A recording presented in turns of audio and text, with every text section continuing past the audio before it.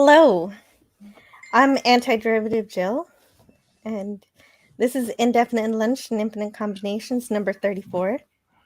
How are you doing today?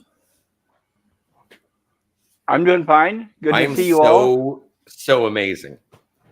That's great. I'm here with Pop Culture Curator and Scotty R37 and everybody here in the chat to review the next episode in production order. What are little girls made of? Welcome, everyone. I really want to talk about that title, and thank you, everyone. Lemon, Euler Greg, Captain Some Fandom familiar faces from Nerd, yesterday. Very nice. Thank you guys. Mega Cropper. Yeah, Mega thank you guys Cropper. out there in the chat. Thank you for coming to my stream yesterday. I appreciate it. You had a stream yesterday? Yeah, I think so, if memory serves. Yeah, Pop Culture had a stream about the animated series, the Star Trek animated series episode, Mud's Passion. Yes. And it was a pleasure to be a part of it, and thank you for letting me play. My pleasure. And hello to Lemon Pie, Euler Greg. Pierre Kelly. Very cool to see you. Glad you're here. And hello and welcome to Captain Fandom Nerd. Hope you're having a great day. Yama's Queen Jess. Yama's Queen Jess. Hi. Very cool. So the title, What Are Little Girls Made Of? What is the limerick that goes with that? They are sugar and spice and everything nice. That's what little girls are made of, right? Yes. And boys are made of like pigs and snails and puppy dog tails. Something like that. Something like that. I don't know the exact quote. Anyway, I have no idea what little girls are made of is applicable to this episode. Well, it's the idea of taking a base amount of ingredients to create a life. And so in the same vein as taking an array of disparate objects like sugar and spice and creating a human, we're taking, electrical wires and who knows what's in that blob that they put on that spinny table. Oh, Andrea. Creating a being. Okay. So I'm going to be wrestling with this concept the entire episode review. I'll accept that explanation. Thank you. And Pierre Kelly says, I was thinking of the Powerpuff Girls. Yes, that is also included in the opening theme song of Powerpuff Girls, where Professor X creates them from sugar, spice, everything nice, but accidentally includes an extra ingredient, chemical X. Okay. Thus, the Powerpuff Girls are born. And thank you, Pierre Kelly. I've never seen the Powerpuff Girls. It basically takes heavy inspiration from the 60s Batman series, except now they're little girls. Okay. Who go to kindergarten and save the town, the city of Townsville. Yes. Okay. And also it combines 60s Batman with Japanese monsters and stuff. Ooh, kaiju. Yeah, it's fun. Sounds like an interesting thing. I'll try and get my niece into it when she's like a year older. Okay, but make sure it's the original one. The new one's not good. Oh, okay. Fair enough. So, yeah. So we're going to talk about this episode. But before we do, I'd like to thank Pop Culture Curator for being here. We were talking about the animated series yesterday, and next Monday at 8 p.m. Central, we'll talk about the Tarleton incident, which is the one where everybody shrinks. I saw it from the trailer. Yay. So fun. I can't wait. Yeah. And then Scotty, not today, but tomorrow, you're on the Fantasmagoriums show. You're going to talk about a movie that is based on a story that Tarantino wrote. Well, it's a script that was adapted by Oliver Stone, and I've heard that it's bad. Yeah, Natural Born Killers is called. Yeah. So you're going to review that on your I channel. am. And so, but okay, so I've heard that it's bad, but I'm terrified of this movie. But you know what's really great about a bad movie is that it's really fun to talk about it. So you're gonna have a It's really going to be great a spirited debate. Yes. unless of course you love it, which will be even more fun. That'll be weird. We'll That'd see. be really weird. I don't know yet. That's the fun part. You know what I don't know either is that normally I read from this book, Star Trek 365, the original series by Paula M. Block and Yes. Terry J. Erdman. It's inspired, of course, by Raquel Briggs, who is featured on the Clyburn Times channel. So Yes. anybody, you guys, you need to subscribe to Clyburn Times and also read her short stories. But anyway, she inspired me to use this book. And I did not read what we have in store for today, so I'm going to have to just pick random times to read from this book. Oh my. But this is the episode of Roger Corby. Yes. I love Roger Corby. Oh, and it says right here, Snips and Snails. I'm just glancing at the book to see what's what. And Puppy Dog Tales? Snips and Snails? Yeah, Snips I and don't know what a Snails snip and is. Puppy. I don't know. I can't help you. Okay. Not this time. Oh, okay. Okay, so there's a thing about the half-breed part, which we'll get Well, to I later. thought that was brilliant. That was It amazing. is. That's the best part of the episode, so I don't know why I said it, because now I'm giving it away. Oh no, but this is an exploration. No, okay, so spoilers for Spoilers, what yes. are little girls made of? And so, What Are Little Girls Made Of first aired on October 20th, 1966. It was written by Robert Bloch and directed by James Goldstone. And oh wait, I forgot to show my slides. I got to do that first. Well, yeah. What am I thinking? And I want to cover something before you started the episode review. Oh, okay. I haven't started it yet, so good timing. Right. Well, whenever you're ready, to jump into it. I'm Yeah, gonna I'm let ready. you do your. Okay, 'cause I'm used to No, you I'm ready. reading from the Star Trek 365 first, but I can go first if you want. Are you going to be telling me lies Yes, from you go first. Mr. Justman and Solo? I hope they're not lies. Last They're time not lies. It wasn't They're a not lie. lies. It wasn't a lie. It's just that, I can understand when people get frustrated with Gene Roddenberry, but we just got to remember we wouldn't really even have Star Trek without him. So, Right. so, Okay. This is an excerpt from Inside Star Trek: The Real Story by Herbert F. Solo and Robert H. Justman. And this is regarding a little bit of behind the scenes info on this episode, What Are Little Girls Made Of? And it says Gene Roddenberry claimed to be progressive when it came to sexual politics, but his actual practices belied it. He wanted the actresses in the show to be visual sex objects. Even uniformed female crew members were not exempt. They were chosen on the basis of their looks, and their costumes were designed to emphasize feminine physical qualities. Short skirts, high-heeled boots to show off their legs, nipped-in waists, and well-filled tunics to emphasize their female figures. Okay. Designer Bill Tice always had to modify the crew's women's costumes as Gene prodded him to make, quote, improvements. The results? Equal opportunity for women, short skirts and lots of cleavage. And female guest stars, invariably exotic, were gowned in filmy, see-through outfits that exposed their bodies and accentuated their breasts. Bob Justman says, no matter what he was doing, Gene always dropped everything when Tice came to the office to display actresses in their costumes for his approval. Gene took great pleasure in making, quote, hands-on adjustments, but sometimes the adjustments went a bit too far. Case in point, actress Maggie Threat was one of the three space hookers, but who boarded the Enterprise in the first season episode Mud's Women. Gene had spent a goodly amount of time making their costumes better. But as we filmed Maggie writhing about and attempting to entice our heroes, one of her breasts popped out from behind what little bodice was left of her costume.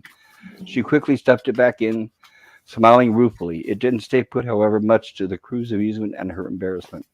It made the gag reel. It did make the gag reel. The moment, which I actually have a clip of, interestingly enough, You the showed it to moment, me. yes, the moment was preserved for posterity in the first of the famous Star Trek Christmas gag reels. Another case in point, Sherry Jackson, and this is where we're referring to what little girls are made of. Sherry Jackson is the actress who played Andrea.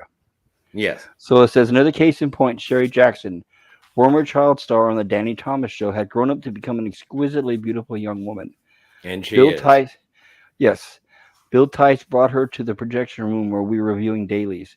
She was scheduled to begin work shortly after lunch in What Are Little Girls Made Of, and her costume had to be approved. Jean stopped the projector. Sherry was petite, but her body was perfect. The tunic that Tice designed for her was open on both sides, and there was no way that she could wear a bra without it being seen as if she had any need for one. The top of her costume concealed very little. Jean felt the garment could be, quote, improved by making some hands on adjustments. Maybe if we tacked the sides back a little more, I suggested, and moved forward. Oh, no, no, I'll do it, growled Jean, shouldering me aside. He didn't need any help from me at that particular time. Bill Shatner was in the projection room with us and tried to get into the act. I think Bob's right. Maybe if you and he volunteered and moved to help, but Jean shouldered him aside too. In reality, there wasn't much more that could be done to the costume without provoking an uproar from the NBC censors. So after he removed another square inch or two of fabric, Jean reluctantly approved her garment. Bill Shatner always got an odd cross-eyed look when he was acting in a big close-up and couldn't quite remember all his lines. That's also in the blooper reels. Suddenly, she looked.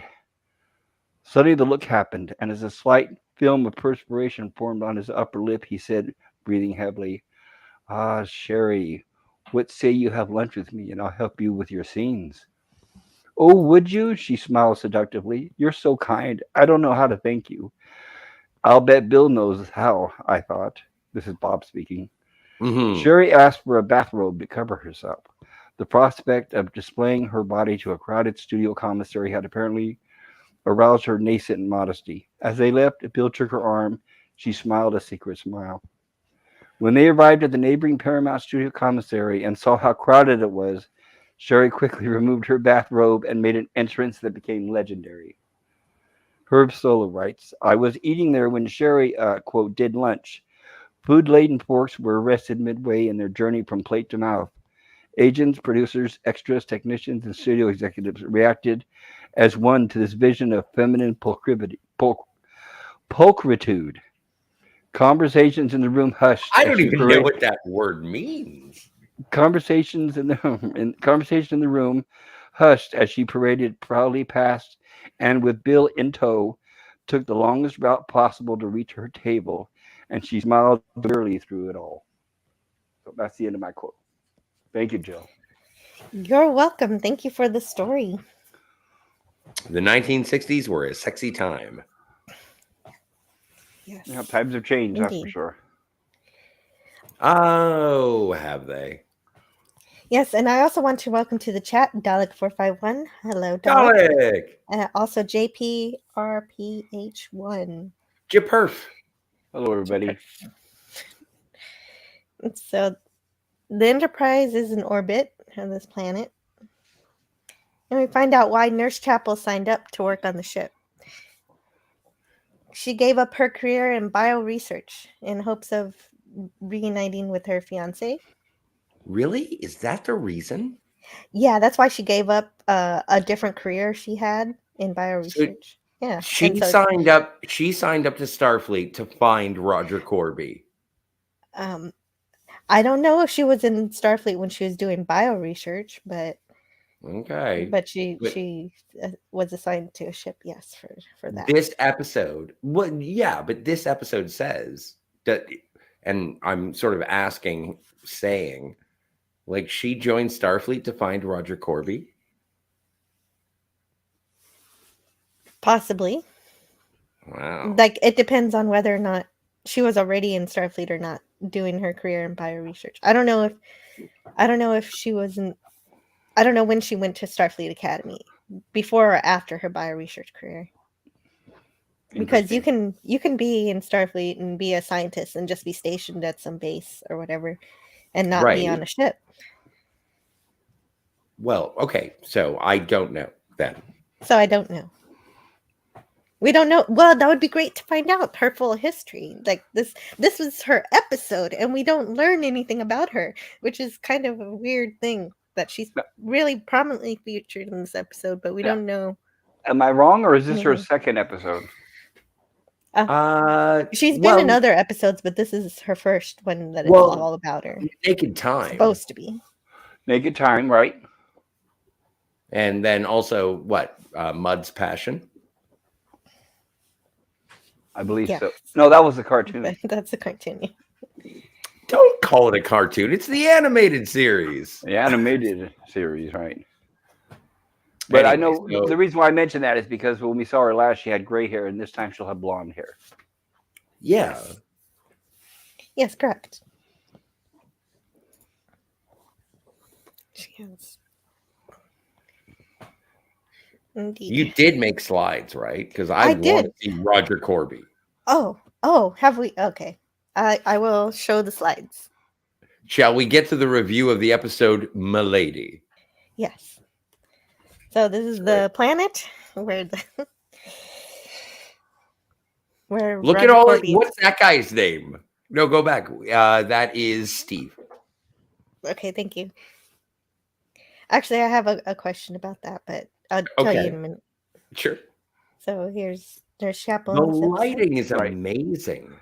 Her hair looks much better than the last time we saw her. Yes. So does his. Yeah. So does hers. Everyone looks really great in this episode. And I really like this. I don't know. Pop culture, do you remember if this was... Is this the original special effect, but just cleaned up a bit? That I'm not sure of either. I haven't seen the original episodes in so long. That's just it. Is I know they have this Blu-ray that has both versions. I have give them time, right? But I bet you give them time, and that original version is going to end up disappearing. I don't think Paramount's going to continue selling it at some point. No, I don't think so either. Right. So I need to get a hold of it because right now the only thing I have copies of the new versions. Yeah, the old ones I don't even have a Blu-ray player, but I'll have to buy a player just for that, I guess. Do you have a television? Oh, I do have a TV. That's great. What's funny is it's only on maybe 1 or 2 hours a week at the most. So yeah, you definitely got to do that. And Dalek says, "You missed my last live stream, Jill. I finally hit 150 subs. Congratulations to Dalek." Huzzah! Nice, congratulations, Dalek. And his next stream will be celebrating that. And Yamas Queen Jess says that Nurse Chapel was also in the Naked Time. And Spock here is saying that the planet has similar gravity and atmosphere to Earth, but the temperature is 100 degrees below zero. Yeah.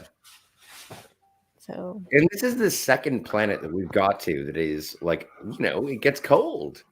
Right. Now, remember, I'm going to point out when they shows Kirk and Christine beam down, they have no jacket on. Yeah, right. But don't worry about that because they don't need a jacket to beam down. But I was wondering if maybe they beamed somewhere in the cave or they're not really outside because I kind of see some kind of transparent glass or some kind of thing. Yeah, there is like a, transparent aluminum that is dividing between the outside and you get to see what the surface looks like, but they do when they beam down, they marvel at it and it's like, oh yeah, no, it's crazy cold out there, but I feel fine. They kind of look at each other with bemusement, if you will. So you think that the cave that they're in is heated? Well, sure, if you want to go with hot springs or whatever. Yeah, possibly. Bottomless That's what I'm telling myself because they are not shivering whatsoever. No, right. Especially if it's as cold as Spock is, right?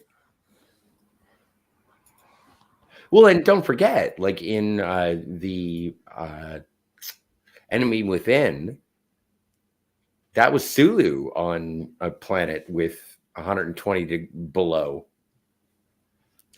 Right. And he managed to survive. But at least he was acting like he was cold.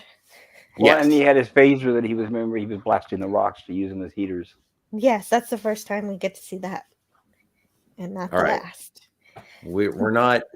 I want to talk about Roger. Hey, there's Roger Corby. Yeah, there he is. So, actually, What? there's one more thing. Euler Greg wants to respond to the story that pop culture told previously about the wardrobe and everybody's involvement with the wardrobe. Euler Greg says women of the time were pushing the limits of sexual freedom, and that included absolute minimum clothing. Roddenberry was actually progressive for that time, although today it's misunderstood. Thank you, And Euler. in terms of sexual liberation, which was sort of the order of the day in the 60s, I didn't live through it, so I could be wrong. But that was something where it's like, no, I can be a feminine woman and be proud of that while also being a capable, member of society. I can be a woman and also kick ass. I can do Correct. my job while looking good doing it. Couldn't say it better myself. And so I do think that, yeah, did they overly sexualize the women of Star Trek? Perhaps. I also think that after years of don't show too much ankle at church, little sexy in the future wasn't a bad thing. And also remember, these are grown women who decided to wear these things. Yeah. Well, as the old adage goes, if you've got it, flaunt it, right? Well, I do. They, yeah, they have minds of their own. They can Well, decide to basically, do things or not. if you're beautiful, and pulchritude Mhm. means beauty, but if you're beauty, you might as well show it. There's no sense in hiding it, right? If you're beautiful, I'm Yep. gonna need nothing to be ashamed of. I'm gonna need that picture of Roger Corby to make my new avatar for everything. Okay, I will get that to you. And I Thank want you. to say hello in the chat to Bird of Prey 5, Kapla. To you and your house. And hello to Hey, Gorilla's Gorilla. Random Thoughts. Hail, Let's go. hail, bird and gorilla. And Euler Greg continues, I postulate that their uniforms are more than ordinary fabrics and provided thermal protection. Oh, the normal uniforms were Oh, warmer? that's interesting. Maybe. Yeah. So I'm Spock fine. I'm fine with that. says Dr. Corby was called the pastor of archaeological medicine. He translated Orion ruins, which led to the development of immunizations. So those are his credentials. He defeated I can't even say it. Sorry, it's YouTube. So we start with the captain's log, stardate 2712.4. A Hey, signal from you got a shot of Natsulu. yeah, Ensign. Um, You're the name guy. You name him. Jerry. Ensign Jerry. Thank you. Captain's log, stardate 2712.4. A signal from planet XO3. Dr. Roger Corby has been located. He and part of his expedition remaining alive due to the discovery of underground ruins left by the former inhabitants of this world. So Chapel notes the last time she heard from him, he found some kind of underground caverns, but nobody could find him. There were like 2 expeditions who couldn't find him. It's been 5 years since we've actually got a message from the guy. But then Corby comes through on the communications. Yes. Right, Well, it's interesting. Right, they've lost 2 expeditions already. You think they'd be on guard? Yeah, that's a fair point. but also he's a famous guy. Mm-hmm. We got Mud's Passion yesterday, which was centered around Christine, and now we have this. That's a nice coincidence. Well, but both of those stories revolve around the fact that she's a heart-struck, she's just a romantic to the gills. Love Lauren. Love Lorne is exactly what I was trying to describe. And so it doesn't matter if you dangle a little bit of love in front of Christine Oh, it's going to be an episode. Well, yeah, that's amazing that these are the two episodes that get juxtaposed next to each other. Right. And you figure, let's say if you're working on a ship and you're not allowed to, let's say, associate with crew members, you get lonely after a while, right? Absolutely. Well, not until the 24th century when holodecks were. Well, holodecks. Well, and this time we don't have holodecks. All they have is the planet with the robots.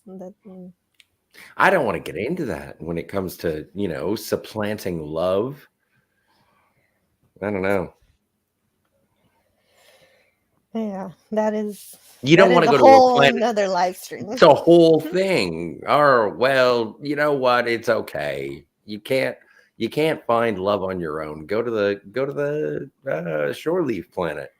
They'll make a robot. Does a whole lot about that too. Westworld is all about that. Yeah. Like the movie. The series? No, the movie. The movie? Yeah, I like the movie, not the series, but yes. Ditto. Agreed. Anyway, so what are little girls made of? They are made of longing. Yeah. Euler Greg says to remember the moon women of UFO, similar time and provocative, but highly professional. Yes, I agree. They're great. I love them. Gorilla's Random Thought says if you didn't get a screenshot of Kirk holding a giant styrofoam, let's say a lonely woman's best friend, I'm unsubbing. Okay, with that out of my system, I'll be quiet. You will not be disappointed, Gorilla's Random Thoughts. Yay! I can't wait to see the rock phallus. Yes. Hello, Jedi Bill. Hey, Jedi. Hello, Jedi. So anyway, everyone is so happy that Roger Corby is alive. Like everyone. Yes, everybody is just like, and especially Christine. But like, there are people like bridesmaids who show up from off camera, and they're like, "Yay, Christine's so happy." Now, you're honestly, right. I love how happy she is. Well, you would do. Now, if I remember right, there's no Dr. McCoy in this episode, right? No. Not that I saw. Right, but everybody's so excited. Uhura gives her a big hug on the way out. Yep. Yes, there it is. There it is.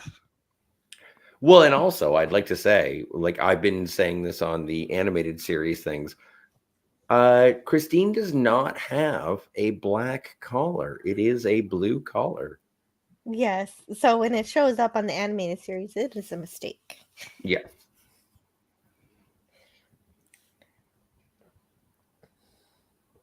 So everyone is so happy, except for Spock, that Roger Corby is alive. Yes. All he has to do is beam down. Captain Kirk has to beam down by himself, which is very strange from Spock's opinion. This is when Spock gets all curious.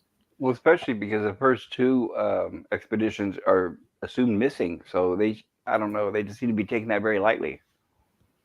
So anyway, Ken and Barbie beam down to Alaska. New effect. And yeah, this is where it is. They are sort of enclosed. There is a force field or something. Yeah, there's some kind of glass. It kind of looks like glass or aluminum, transparent aluminum or something. It is frosted at the corners. So I do forgive it as being intentional. Although, once again, maybe they fixed it in the remaster. Yeah, but what the problem here is that Corby's not where he said he was going to be. So Kirk is worried. So that is why he has two security officers beamed down. Because they have to explore this cave. Right, 2 red shirts officially. There they are. Carl and Yasmin. Actually, they have real names. Rayburn and Matthews. Okay. Rayburn and Matthews. Sorry, I didn't want to disrespect the dead. Well, yes, that's good. Had they not had names, I would have appreciated it. I love the set design of this episode. They went through a lot of effort, even the multi-levels. And Oh, and the Rayburn, cinematography of it as they use the set is incredible as well. Yeah. Yep. and Rayburn stays behind while Matthews accompanies Kirk and Chapel. And she Wow. slips. Like, that's a lot of upskirt. Mm. I don't mean to be blue about it, but that was rather revealing. Was it? Oh, I didn't even notice. You don't have to go back. Like, look at this. It looks little. I took the screenshots and these things don't cross my mind. Little high on the thigh is all I'm saying. Anyway. Yes. And Oiler Greg forgot about the special rocks. Yes, Star Trek has a thing with rocks that are sex adjacent. Sex adjacent. Okay. Red shirts, I feel safer already.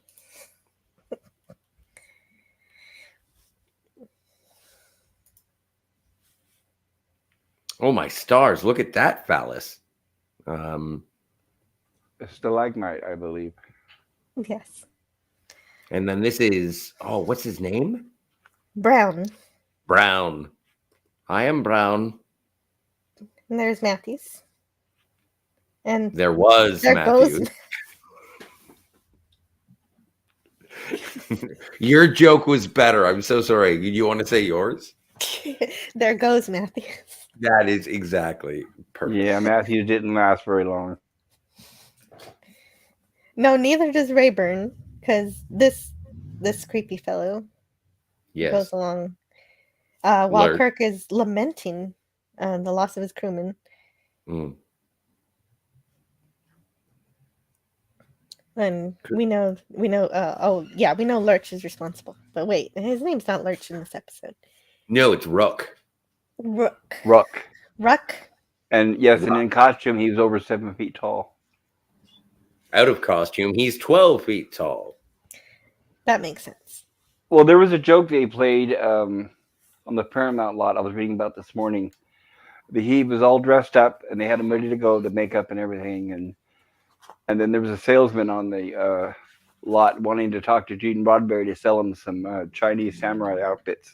And Gene Roddenberry did not want to meet with the guy. So he asked Lurch, or the guy that plays Lurch, dressed up as Ruck, to pose as Gene Roddenberry. So he did, and they did that as a joke. He sat there big and looming behind Gene Roddenberry's desk. And when the salesman came up, he was terrified. And he dropped all his samples on the floor, and he was confused and he didn't know what to do. And I guess everybody burst out laughing. Ted Cassidy. Yes, Ted Cassidy. Another one. He's a literal ad blocker. Yeah, yes. He died tragically at an early age, which is really sad.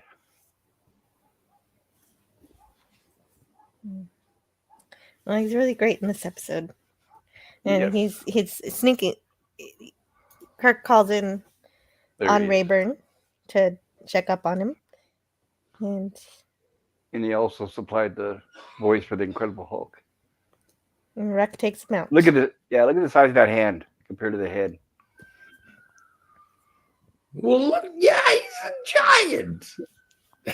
But he was a gentle giant in reality. But he's great playing in real life. I'm not right. That's just it. And he's very literate and very well read. Yes, he's very smart. But yes, he could easily play a menace. Excellent makeup. Yes. I did enjoy the makeup. This is really good. And hello to Positive Candor. Yes, I like it too. It kind of, because he's supposed to be one of the older androids, so kind of makes sense. He has more color. Yeah, and it accentuates his skull to give it an alien presence. Well, and it is using the actor for the performance. I enjoy Ted Cassidy's performance throughout this as Ruck. And also, my only other frame of reference is Lurch from the Addams Family. And it's like, polar opposites. So Yeah, and what pop culture said made sense, because looking at Rook, this is probably what the biologicals who created the androids look like. That's what I'm guessing. Yes. meanwhile, back at They the go, boring tour. yeah, they go deeper into the tunnel until they find Brown. Roger, who is Roger's assistant. Mhm. Oddly cold to Christine, yet they knew each other. Yes, and then he's like, "Oh yeah, I do remember you, I guess." And Like, then we get have we revealed that Brown is a robot yet? not yet, but I'm revealing it because we all know this episode. It's fine. Okay. He's a robot. All right. Hello in the chat to LDG. Hi. Hi, shout out from the waiting room. Yeah. Hail LDG, good to see you. So then Brown gives us a major exposition dump, so I'm just going to read it. Dr. Corby has discovered that as their sun dimmed, the inhabitants of this planet moved underground from an open environment to this dark world. When you were a student of his, Christine, you must have often heard Dr. Corby remark how freedom of movement and choice produced the human spirit. The culture of Exo-3 proved his theory. When they moved from light to darkness, they replaced freedom with a mechanistic culture. Dr. Corby has been able to uncover elements of this culture, which will revolutionize the universe when freed from this cavernous environment. We're gonna get back to that. Yeah. I don't know what Roger Corby's plan is.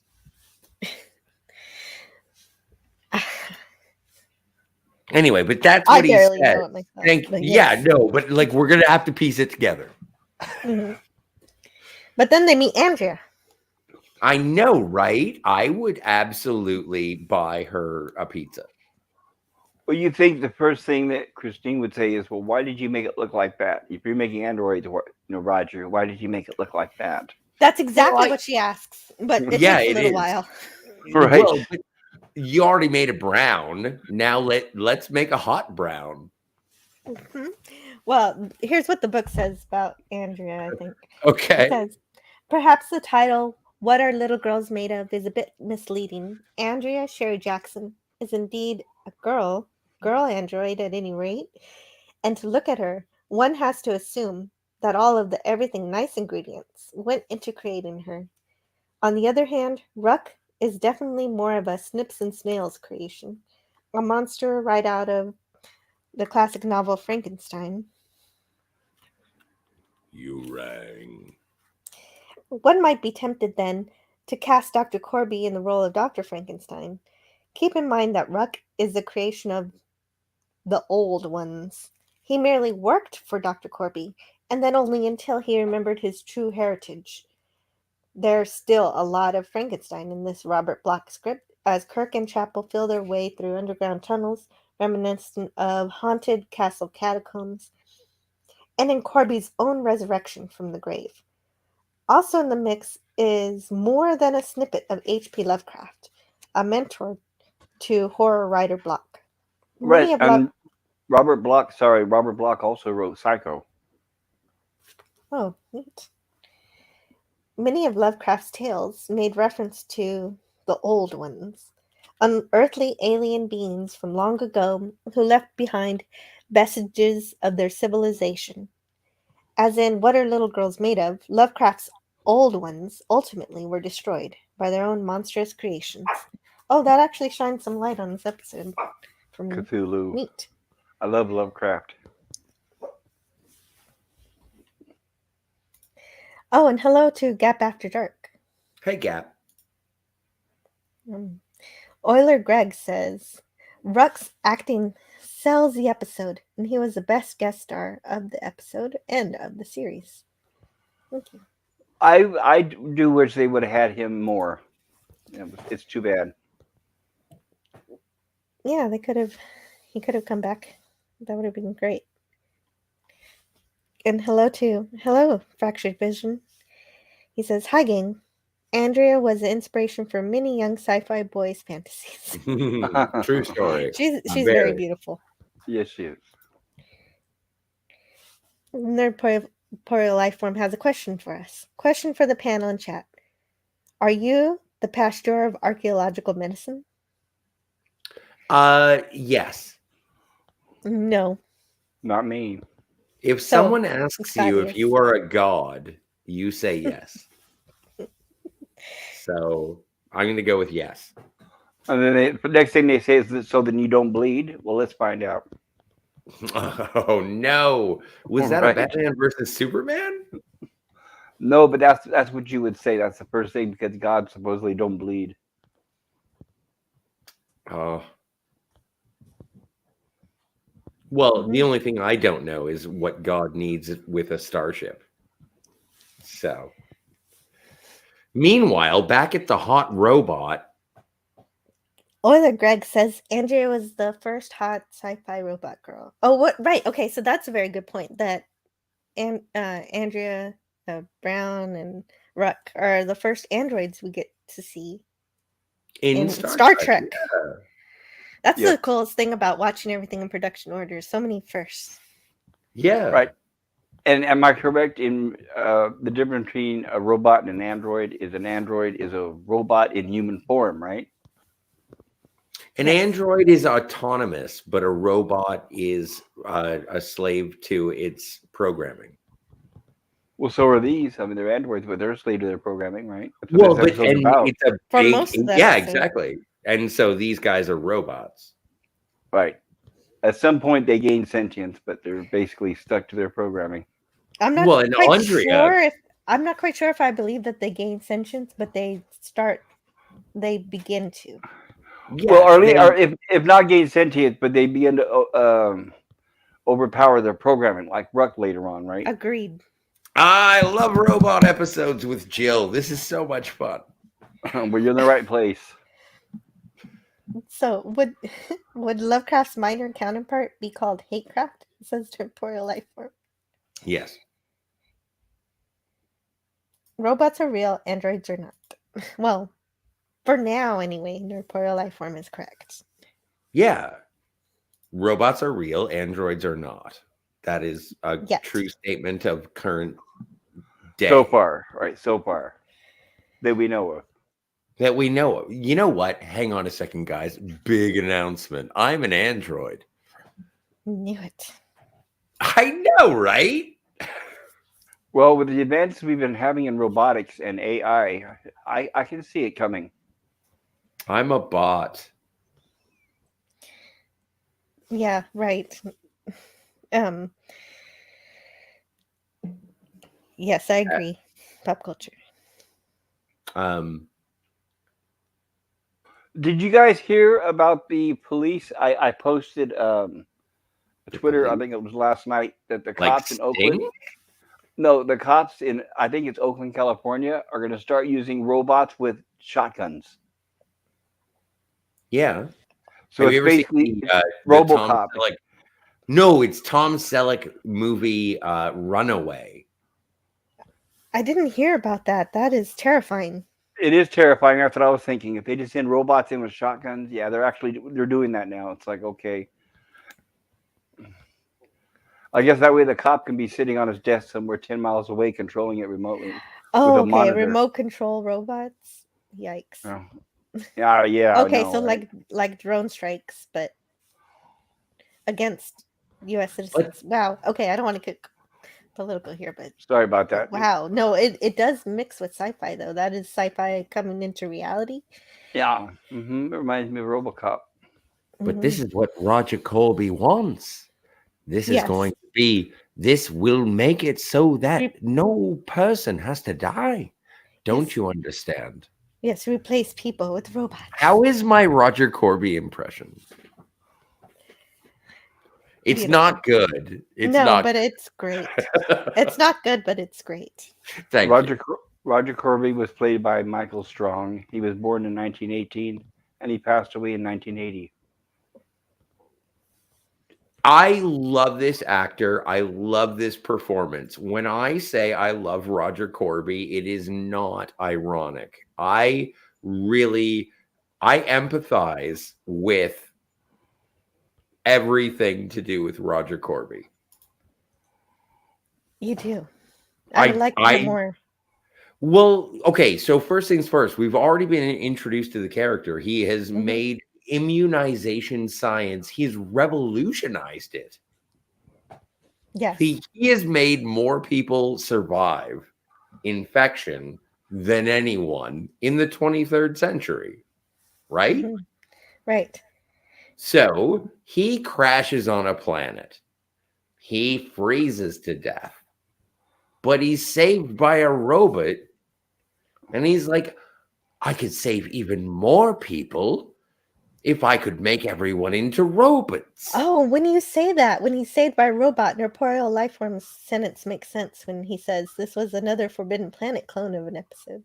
The guy on Forbidden Planet, he was saved by a robot. Robbie the robot. Yes. Robbie the robot.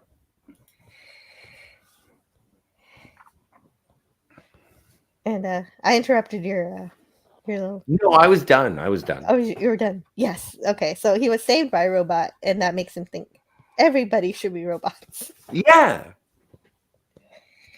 Well, the question is, does he want to replace everybody with robots, or does he want to give people the options to be a robot and live forever? We do get to this later because he wants to go to another planet. Right. And he wants to go make robots on other planets. And secretly. In clandestine natures. And the reason he wants to do that is to sort of put This is what I understand from the episode. I'm not making this up. This is not headcanon. What Roger Corby wants to do is go to another planet, make more robots, and then make them people of power or importance. Like we can switch them the same way that they switch Captain Kirk. And it's like we can just, and then we'll be able to say robots are people. You're right. They say that we're going to integrate, and then before the secret is revealed, before it's revealed that we're integrated, and then people integrate. It's very insidious. I would say integrate or infiltrate. Well, and that's what Captain Kirk decides, is that it is an infiltration, an invasion. Yes, very good. Yeah, very good synopsis of Corby's conclusion here.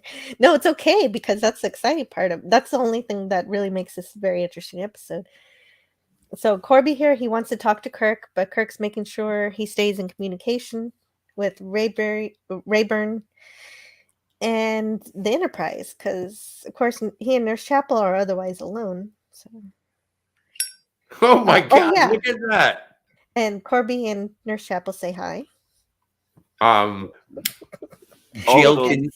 Jill, can you send me that clip? I would love it. It's so gross. That's even worse. Don't send me that one. I won't send you that one. The first one looked romantic. The second one looked like a vampire.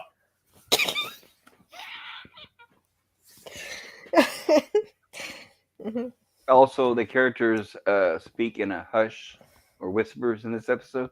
Hi, Christine. Hi, I'm Andrea. And that's also... No, but Andrea is the one who really brings the hush. However, Pop Culture Curator, have you been so annoyed watching this entire episode and none of the doors have sound effects? No, it's okay.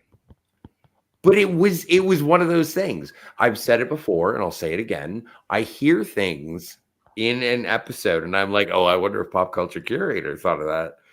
And sometimes the effects were also to cover the sound of the rollers. Could you hear the rollers on this episode? No, I was watching on Netflix. And there were no swooshing sounds throughout the entire episode. Right, but could you hear rollers? Yeah. Okay. And my problem is I was listening on my laptop without my headphones. That's well. All right. I need to use my TV more often.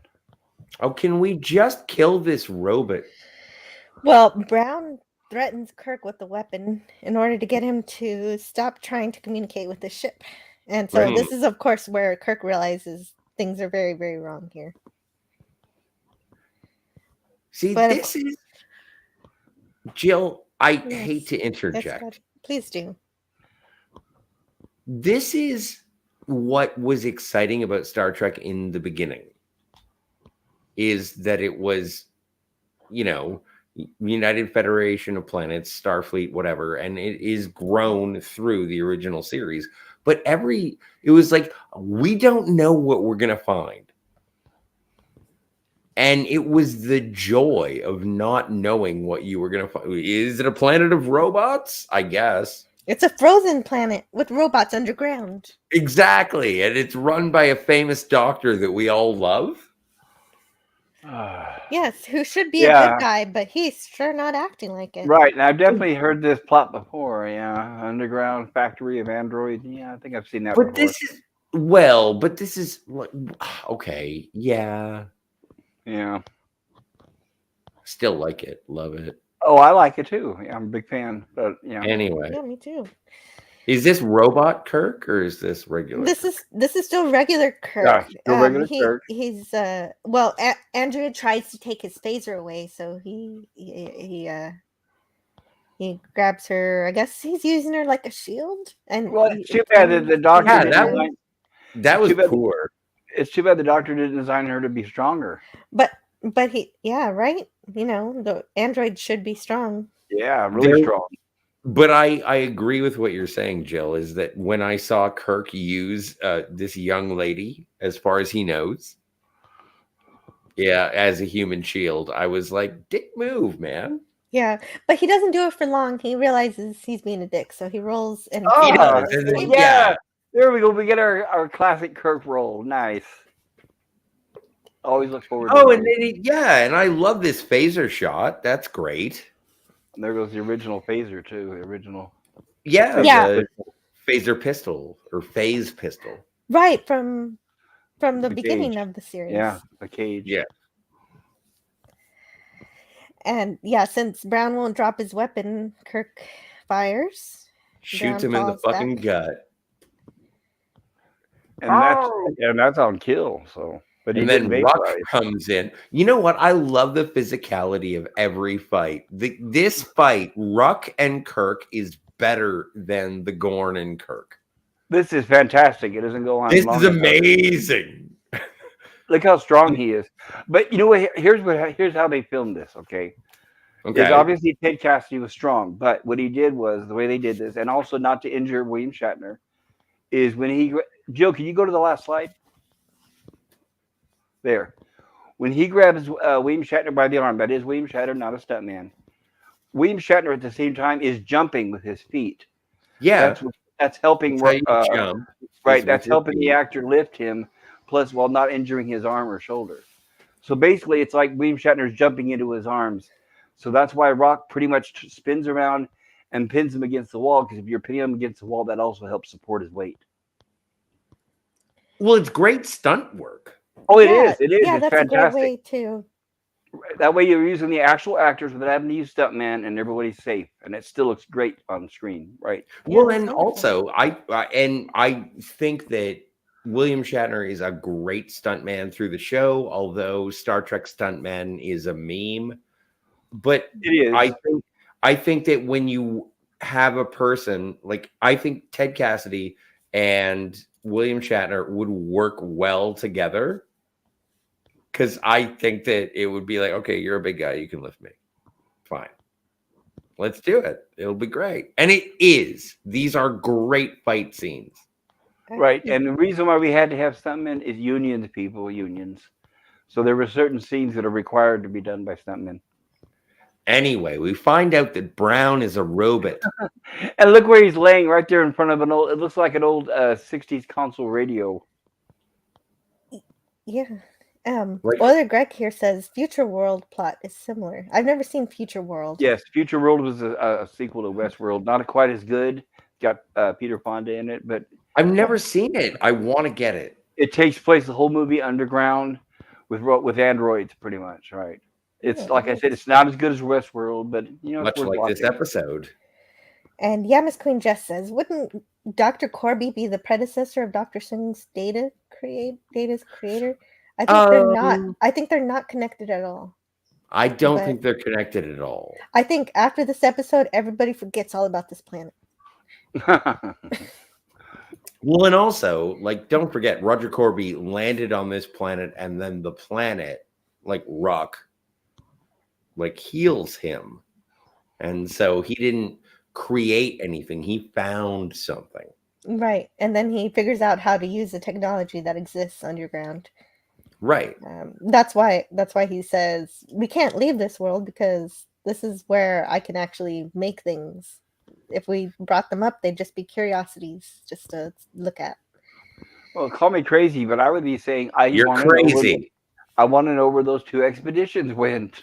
Let's not forget about that. You're not crazy. I have no idea. Nobody knows. Right? They don't discuss it anymore.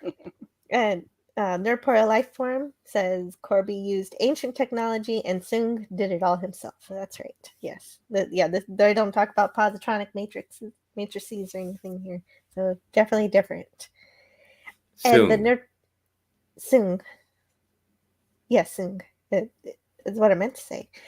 The Nerdpora Lifeform says, I agree, Scotty. As a kid, that was also what I liked about this series when I collected the VHS tapes. Nice. I spent so much money on the VHS tapes. I'm so sorry. Oh, wow. Those were expensive. Yeah, they were. It was like $20 a tape, and I would go and spend like $80 every Saturday. Right. The tape had what, 1, maybe 2 episodes at the most? 1? 2. 2? Ugh. Oh, yeah. Mm-hmm. And people bought them. Yeah, people bought them. Oh, no. You know what? I think I started buying the individual episodes because they had the higher fidelity.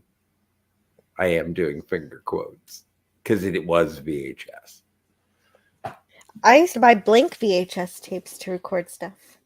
Yeah, me too. And Nerdpoil Lifeform says Brown is a dick. Ruck was awesome. Not even a penis stalactite could stop him. Oh, I don't know. Like, this is where, okay, we got to get there. We got to get there in the episode because when Ruck saves Kirk, it throws the entire narrative of the episode into what are we doing? Hi, John Rindle.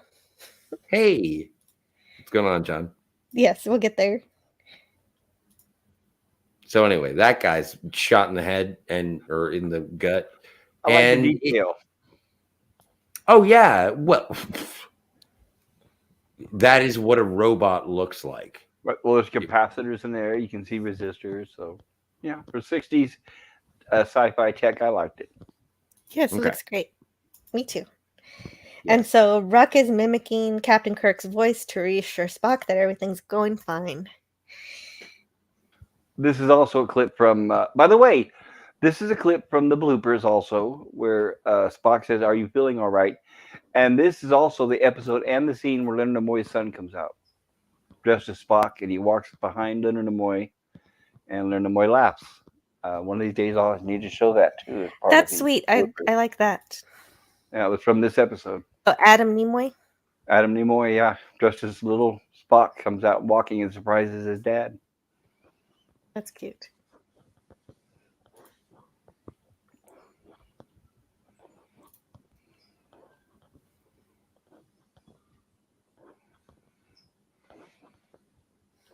I wanted to take just one moment to admire William Shatner's hair. Okay. Well, he still had it. Oh, yeah, this is his natural hair, too. I don't even know where these attacks on a man with such a lustrous mane. William Shatner is a hair that I aspire to have. Well, it was his later hair. William Shatner is my hair hero. He looks good here, but it was his later hair that attracted attention, like his B.J. Hooker days. That's where he had a full TJ. It's TJ T.J. Hooker. Hooker. T.J. Not- Hooker. That's where Yeah, He had a- BJ is he had a- different. he had a full rug up there, at least 3 or 4 inches thick, and it was very obvious. I don't know, man. Yeah, if Like you go back and watch I saw William Shatner swim underwater in Star Trek 4, and I was like, that doesn't look like a rug. no, that by then he had transplants. But if you watch Well, if you so watch TJ if you watch TJ Hooker, it was funny because when they show some of the stunt scenes of supposedly of TJ Hooker driving the car, you could clearly see, especially now with a higher definition, you could see that it was a stunt man, and they would just put a wig on top, and it's like, oh yeah, Okay. that must be him. And by the way, one of the times I met William Shatner at a convention, I was right up front. I was filming him. I remember we were not allowed to have cameras. I said, I don't care. I had my VHS camera in there anyway. And it was very hot under the lights. And he's very good with the crowd. He was talking, doing his thing, walking back and forth. And right in front of me, he reached up and he pulled his toupee down. It was slipping.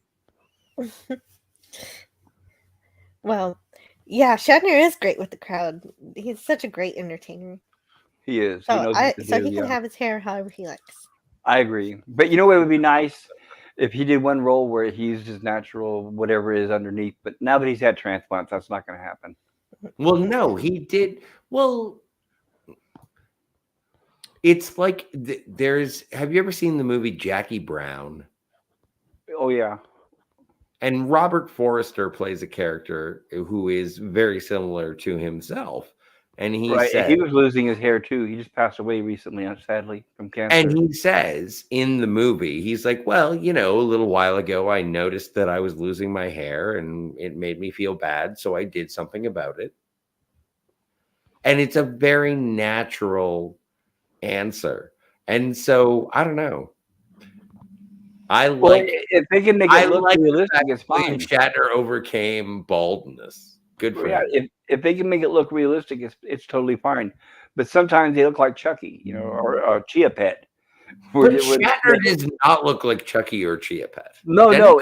I'm saying if he had hair follicle transplants, it looks more natural. I've seen some that didn't work out so well. Shatner's hair has always been great. And what I'm saying is that it doesn't matter, no matter how old I get and no matter what hairstyle, except when it got a little bouffant in the back. I didn't like that in Star Trek 4. But yeah, no, I always want William Shatner hair. I need to look into it and get the history, but I wanted to mention I want it all the time. One of the theatrical movies, I just can't remember if it's 4 or 5. I'll look it up. But there's a scene where he gets out of his captain's chair and he turns and walks towards the turbo lift, and he had to digitally reduce the size of his butt. And it cost a sizable chunk of the budget. I doubt that. Nope, it is true. I have to look. I'll dig it up. I'll have it for you guys next time I talk to you. We look forward to that. But actually, I got to remember, I only have an hour to get through this episode. So go for it, Jill. I got to go. But that was very good though. And so Ruck is continuing to mimic Kirk, using Captain Kirk's voice, and also, Nerdpoil Lifeform says, "I loved For the Love of Spock." Me too. That movie makes me cry though. It's great. The documentary. Oh, and John Rendell says, "See y'all later, folks. I'm off to ship out the Harvey base to Doomcock. Now that my car is back, have a great day and a great show. Awesome. Take care. That's great. Yeah, have a great day." I threw my car into a brick wall. It was the best day of my life. What is that from? No, that was actually just a misspoken. Okay. Don't do that. Oh. Well, no, it was overhand. Oh, okay. Right. You're gonna have to teach me what you're doing later because I don't understand. Roger Corby. Roger Corby. I don't even know where I am. Look at the shadows. And also, okay, look at the shadow of Rook. Mhm. That, ladies and gentlemen, that's probably a little PG-13, maybe a little rated R. Yeah, so Corby wants a chance to explain why he's behaving with such hostility, but when Ruck mimics Nurse Chapel, at least Corby says that that's going too far and that Ruck cannot mock her or harm her. And so it is pretty smart when Kirk adds in, or disobey an order from her. And Corby responds, "You will not disobey her orders." Satisfied, Captain Kirk? So then Corby says something kind of creepy when Kirk asks why he needs to be held prisoner to be convinced. Corby says, "What would your first duty be upon return to your vessel? Report. Do you realize the number of discoveries lost because of superstition, of ignorance, of layman's inability to comprehend?" Which is, of course, a arrogant perspective that you just got to remain captive because we don't trust others. Right. Everybody else is stupid. Right. And Kirk should say, superstitions. What about the 2 missing expeditions? Right. Let's not forget about that, He people. kind of does, but not. He only asks about his crewman who is missing. Like Ray, I forget his name already, but red shirt number 2. Washburn? Rayburn. Rayburn and Matthews. Murdoch. Matthews. And so he thinks that all of his work will be lost if anyone outside of his cave is allowed to interfere in any way. He's completely disconnected himself from humanity in general. As you do. Yes. At least he's not a liar, though. He admits that Ruck killed Kirk's crew, which is enough for Kirk to know that he has to get out of here. Yeah, now the red flags are going off. Yeah. Yeah.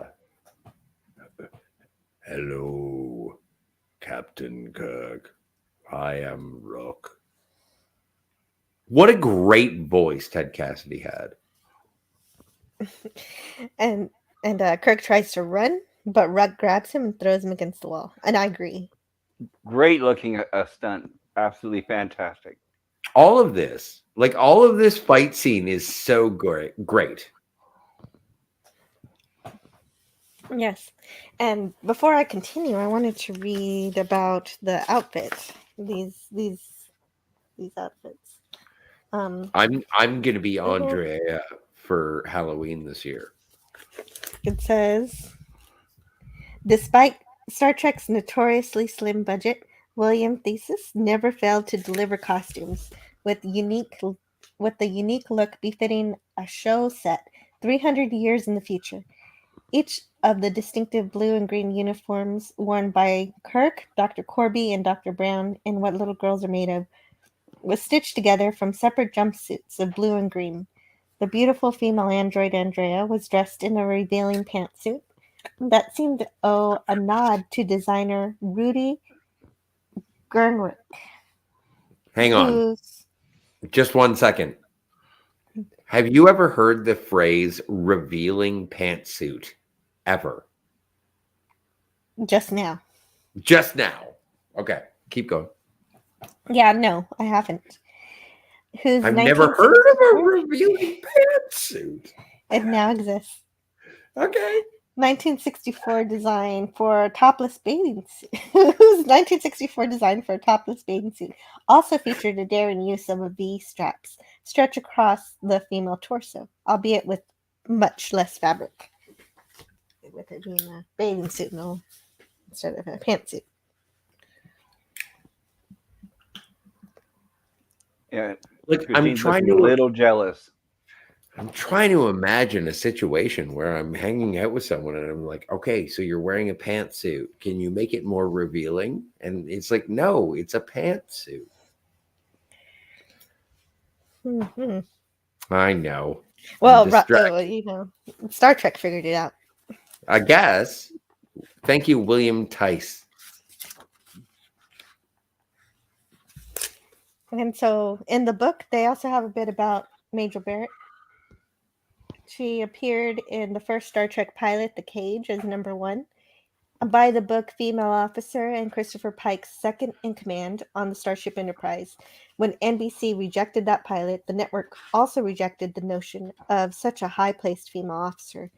It allowed Gene Roddenberry the opportunity to produce a second pilot, stipulating that number 1 not be included as a member of the crew. That might have been the end of Barrett's Star Trek career, except for the fact that Roddenberry liked the actress. Understatement of the century. Yeah, I was gonna say yeah. She had appeared in his previous series, The Lieutenant, and he wanted to keep her on board the ship and on the show. Thus, Nurse Christine Chapel was created. Barrett's new character first appeared in the episode The Naked Time, but viewers would not learn her backstory until 3 weeks later in What Are Little Girls Made Of? Here they discovered she had abandoned a promising career on Earth in order to join the Enterprise crew in their trek through space, all in the name of love. It was a case of art imitating life. Several years later, Roddenberry and Barrett married, and they remained together until his passing in 1991. Well, She do was you want there to? to the end? Well, Yes. oh, and one of my favorite relationships between Star Trek celebrities, I suppose, is the relationship between Marina Sirtis, Majel Barrett Roddenberry, and Gene Roddenberry. Like, essentially, you know, Troy had Gene Roddenberry's wife as her mom, right? That's right. Right. Yes. And so I do appreciate Majel Barrett so very, very much. However, Me too. as we discuss the sort of production history as outlined by Misters Justman and Solo, like, it was a tumultuous, Mad Men-esque situation. And it was like Gene Roddenberry was banging anything. And the love that finally coalesced was between Gene and Majel. Yep. And I'm glad it worked out. Me too. But also, like, there is tumultuous history. That's true. And I've got to learn more about all of that. Also, you know what? And sounds but like a lot of as fun. and you know what? I enjoy the slide that's going on because I'm swooning for Gene Roddenberry because, like, okay, so both of these women are attracted to Roger Corby. Yes. Yes. If you look at Roger Corby and you look at pictures of Gene Roddenberry from the time, Gene Roddenberry looks very much like Roger Corby. They've established, well, Gene Roddenberry was a lot heavier set, but they've established that Andrea is infatuated with Dr. Corby.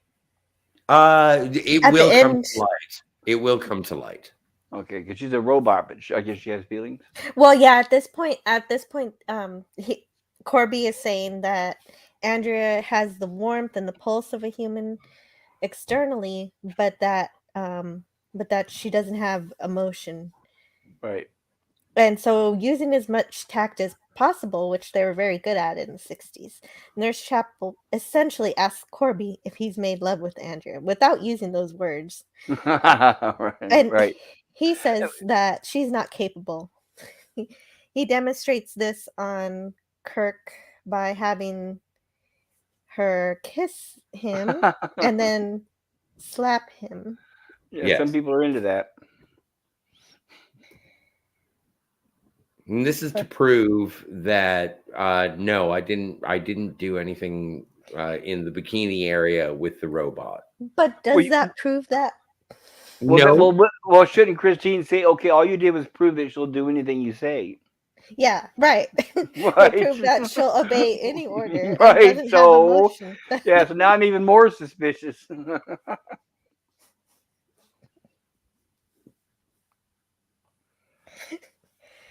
Yeah, exactly. Like, I don't know So how that's I'm weird. supposed to defend this episode. Like, and Roger Corby is just like, it doesn't matter. They don't know. They just do your orders. They don't Take my care. word for it. Yeah, take my word for it. Next. Yes, and hello, Lenrod. Hi. How are you Hey, doing today? Lenrod. Like, And the objectification of the humanoid robots is like, that's the fatal flaw of Roger Corby. He doesn't even acknowledge them as people. And they yes. are. Well, I guess it depends on their level of awareness, maybe. Well, but he was saved by one. Right. Like, there was a robot that made a judgment call to save his life. And he still treats robots like they don't know what they're doing. It's fine. Like a toaster. Yeah. Mm, This is an excellent practical effect. I love it. The spinning table. yes, I like love table. the spinning table. And this is Pop- probably why he has this attitude towards culture. androids, because he can just make them. Pop culture. We should get together. We should hang out on a spinning table. I know, right? Faster, faster, faster. Yeah. Actually, that might be it's carousel. That might be fun. So Gap After Dark says one day we're going to have androids that look human. Then what are we going to do if they become sentient? Well, I mean, they do. They even have pleasure dolls, very expensive, that look almost real, right? Tell me about it. I'm still making payments. Yeah, they do. I wouldn't know, by the way. Oh I no, hear I'm about telling them. you. I'm telling you, I'm still making payments on my pleasure doll. It's a quality product. Yes, I've heard about them, that they exist. Yeah, I saw an article where one man was he married his. Ooh. Oh, I forgot that people actually marry them. Yes. As long as they make good toast. Mm-hmm. As You long know as they what? don't bug me about making toast all the time, though. Hey, want You know toast? what? They No. More do. toast. They exactly. That's the only thing I don't like about my pleasure doll is that it continually asks me for toast. I know you just had some toast, but would you like some toast? Will you shut up about the toast? Okay, how about a bagel? Damn it!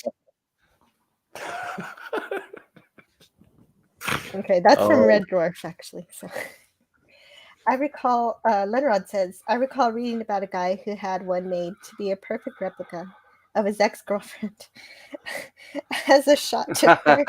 Oh my god. She bought me Dum Dum. These things just sound so gross. Okay. Then we get to see Kirk duplicated as an android.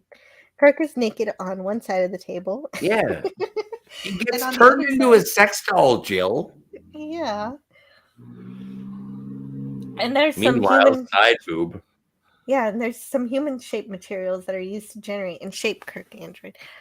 Well, no, there is no side. They worked very hard to make sure that there was no side boob.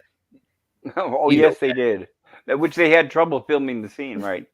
And I love how the lack of detail on that panel. It's like, oh, there's a few really color buttons, and that's about it. I really like the noise that it makes when Yeah, the sound effects. Blue, blue, blue, blue, blue, blue, blue. Agreed. I did appreciate those noises.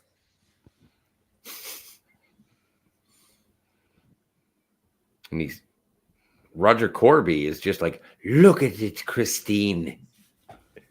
Yeah, Chapel. Yeah, go ahead. No, I was gonna make a bad impression. I wanted to hear the bad impression. Look at it, Christine. Can you tell the difference between your captain? Yes. Chapel is still hurt and confused at how Corby's behaving. She says, Roger, what's happened to you? When I sat in your class, you wouldn't even dream of harming an insect or an animal. Their life But was sacred to you then. But I'm trying to improve the entire human race, Christine. Yes, Corby continues. Synthetic organs are in place. We merely synchronize them with Kirk's autonomic nervous system, duplicating the rhythms of his body. At the same time, we duplicate the mental patterns. Now the physical pattern complete. We make a mental pattern, ready for the final synaptic. You got a lot of screenshots of legs and arms. I know I do. You're like, oh my God, Shatner's hot. No, I just think it's really cool. No, But, you're objectifying the man. You know what? I'm offended. Okay. Okay. So Corby continues, ready for final synaptic fusion. Andrea, stand by for cortex circuits. And we also notice that for some reason, sorry about that, my dogs. We also notice that for some reason they put makeup on their nipples like they did with Sulu in the Naked Time. I didn't notice that. Yep. Okay. That knob. So, Corby has more to say. He says the android will be so perfect it could even replace the captain. The same memories, the same attitudes, the same abilities. Yeah, she's taking this whole in stride, right? She is actually rather fine with everything. I know, which is really doesn't make any sense at all. But well, no, she's actually very disturbed. But what is she supposed to do exactly with lurching around? I don't know. Well, right, but you don't think part of it's her infatuation with Corby? Yeah. She doesn't want to act against him, but she doesn't want to act for him either. Yeah. So, but she is forgetting her duty. She doesn't. But she doesn't have a phaser on her, does she? I don't. She's not even trying to. She's not even trying to work to get one or to escape, right? Right. You're absolutely right. That is a major fault. They do miswrite Nurse Chapel quite a bit, don't they? Same as yesterday, yeah. Yeah, same as She's yesterday. not a good character. It's like, right? Is she even written as a Starfleet officer here? She's wearing the uniform, but does she behave like it? Well, it's something I'll admit too. And now that I think about it, if you guys try to remember, but when did you ever see back then a TV show where a woman worked to try to escape a situation? It's always men, right? I don't recall. I can't think of anything where it shows a woman doing what I just said. Trying to get the phaser, Ripley, and then trying to help escape. I'm talking back in the '60s. Oh, in the '60s. I didn't watch a lot of '60s. Actually, UFO might have some episodes like that because they have some pretty even. What about Emma Peel? Oh, Emma Peel was an exception, yes. Well, and so there you go. There's your exception. Well, I guess, and then it's Star Trek.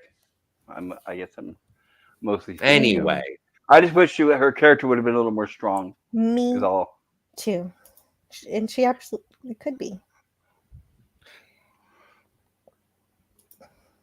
And just like yesterday, these scripts are approved by Roddenberry. Well, and that's the joy of going through production order. And of course, oh yes, sorry. Like there is a narrative escalation. Like going on Netflix and finding out that there are 30 episodes, as far as Netflix is concerned, in the first season of Star Trek. Mm-hmm. Bingo, bango. Like, what a fun time. Yeah, I do miss when they created so many episodes of such high quality. I know it. That'll never happen again. What are we getting now? Like 8 to 10 episodes a year? Oh, less than stellar quality. I don't know what. And less than stellar. You're right. Yeah, without exception. Only a few of them are good. Yeah, corporations need to stop writing. Right, and look at the expense. Like, look at the expense they're dumping into these horrible shows. It's like they're throwing the money away. It's mind blowing. But there are so many good shows. Come on. There are a few. Well, Mm. whenever there's a creator behind it, a single creator with a vision that they want to create something good, then you'll get something good. Well, Got a now message. the problem becomes, what do I say that I like? Well, I like The Boys. Mhm. Right, Well, but it's just that everything seems to be permeated by the message these days. I like the She-Hulk. Well, you're in the minority there. Yeah, I know, right? It's great. oh, and here, a hello to Cavathino Calvaryman Che. Hello there. Great to see you. He says, for Hey, scientific studies, Sherry Jackson was an August 1967 issue of Playboy magazine. Oh, Thank you for the information. scientific studies. And also, thank you, Gap After Dark, for turning Garrick into a doll for me. Yes, because I think he maybe knows that the one action figure I have is Garrick, but I lost him. I don't even know how to make an anti-derivative Jill Funko Pop. I don't know. What? I don't know either, but Okay. Nancy says, "Are we breaking that down on the next episode?" Oh, Yeah. because Jackson was in Playboy. Yes, that's exactly what the next episode is about. Okay, so the slide that is currently on screen, go back one. That is a wedding picture from Gene Roddenberry and Majel Barrett's wedding. It looks like the both of them. I didn't even think about that, but maybe you have the right idea there. I have no idea. Well, no, it just looks like if I had an actor who could play me in a show. Yeah, okay, so you're saying Corby is a Roddenberry self-insert. Yeah. This That is would be not a great Kirk. question. This is not Kirk, yes. And so they're Oh, but before they get to this, I need to go back to the spinny spin thing. Right here is the most brilliant thing. You want topless Shatner. No, there's an important thing here. See, what it seemed for me, it was a bit confusing at first when he did this, but later we see that it's the most brilliant thing he does to this episode, so I have to give it away for it to make sense. He's feeding the android memory with notions that he calls Spock half-breed on a regular basis. He literally makes his robot clone a racist. Yeah, he's deliberately planting something he would never say to Spock. Yeah. Which he will say again when he needs to on a future episode. But anyway, it's an amazing detail that is the perfect message to tell Spock that the android Kirk is not the real Kirk. So that's pretty cool. And it's really cool. And the book actually has something about it. It says, "Mind your own business, Mr. Spock. I'm sick of your half-breed interference. Do you hear?"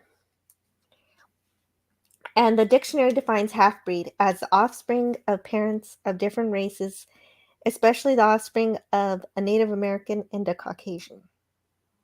An earlier generation of moviegoers heard the term often, almost always in a derogative way. Yes.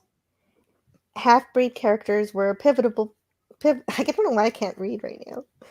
Half-breed characters were pivotal to the plot lines of pulp novels and socially relevant big-screen westerns.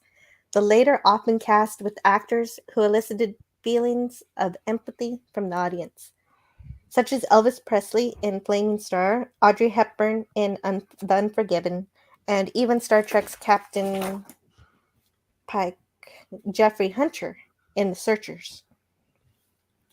Although the term is virtually absent from common use today, replaced for the most part by the more euphemistic mixed race, it was still fairly common during the 1960s. The writer's guide for the series even used it to describe Mr. Spock's half-human heredity. He is biologically, emotionally, and even intellectually a half-breed. And indeed, Spock's status as a half-breed on his homeworld is the reason he chose to attend Starfleet Academy rather than the Vulcan Science Academy. His background was never an issue to anyone on the USS Enterprise, which is why Kirk's effort to imprint his android double's consciousness with the expression half-breed variable Q to his first officer was a very clever way to make the Vulcan prick up his ears. Kirk would use the expression one additional time in Star Trek when he deliberately sought to infuriate the spore-addled Vulcan in the episode This Side of Paradise. You're a spore-addled Vulcan. I am, actually. That is a great way to describe me. I will not argue with that. Hey, Mr. Brown is here. So Roger Corby. Hi, Mr. Brown. So Roger Corby. Yes. Hello there, Mr. Brown. What? So where are we? Okay, so we're eating lunch now. They're eating lunch. Right. Okay, you guys talk about lunch. I'm gonna get a beer. Okay. It looks like fruit cubes, I'm guessing, perhaps, or styrofoam. Fruit cubes. What are they eating? Well, maybe cantaloupe, watermelon, grapes. So they just made a fruit salad. I think so. Very healthy. I guess you don't see people eating meat very often on TOS, right? Right. I guess they do though, because they did mention meatloaf for Thanksgiving. Yes, they did. Would you trust the food here? I think I would pass on the food. Yeah, because they don't know that Corby's an android yet. Well, and her being who she is in her position, I would want to examine it first, wouldn't you? Yes, absolutely. Yeah. Yeah, I don't know. Right. She beamed down with no tricorder, nothing. Mm-hmm. Yeah. I still can't get my mind wrapped around how they beamed down. She wasn't written well for this episode. Right. Well, both of them, how they beamed down so nonchalantly with 2 missing expeditions. She acts more like that up again. Well, no, but you're right. But she acts more like a civilian than a Starfleet officer. Right. She's totally forgetting her duty. That's not good, right? It's not her fault, obviously, personally. Yeah, I don't blame her character her. or the actress. I blame the writers. Yeah, and that was the sensibility of the '60s, unfortunately. Mm-hmm. But it would have been nice if they could have added where she was actually secretly planning on, grabbing a phaser or something, or helping Kirk escape. Yeah, that would be great. But here, Chapel is just talking to Kirk. She thinks it's actually Kirk, so he asks her if she could be ordered to betray Corby, and she doesn't say no. She says, "Please don't ask me to make that choice," and that she'd rather you push me off the same precipice where Matthews died, which is a pretty intense sentiment. Yeah, right. Especially when that's your commanding officer asking you, right? Right, exactly. But also, throughout this episode, Kirk has been presented as being nothing but sympathetic for Christine's situation. Like, Jim is fine with what's ever going on with Chapel. Yes, he's very supportive. You're right. You want to beam down to the underground to see your fiance? Let's do it. Yeah. Oh no, and not only that, but when Roger Corby says, "No, Captain, you have to beam down by yourself. This is very sensitive material. We cannot let anyone else see this." And he's like, "Well," and Spock says, "No, that's crazy sauce. Don't do that." But then Kirk is okay with it because Christine is okay with it. And when Kirk says, "We're beaming down, but there's going to be 2 of us because," and then Chapel announces herself to Roger, and it's like, okay, we'll make an exception. Yeah, and also his reputation for some reason also gave Kirk a reason to allow him to be weird. Yeah, he does. The man immunized a galaxy or something. Mm-hmm.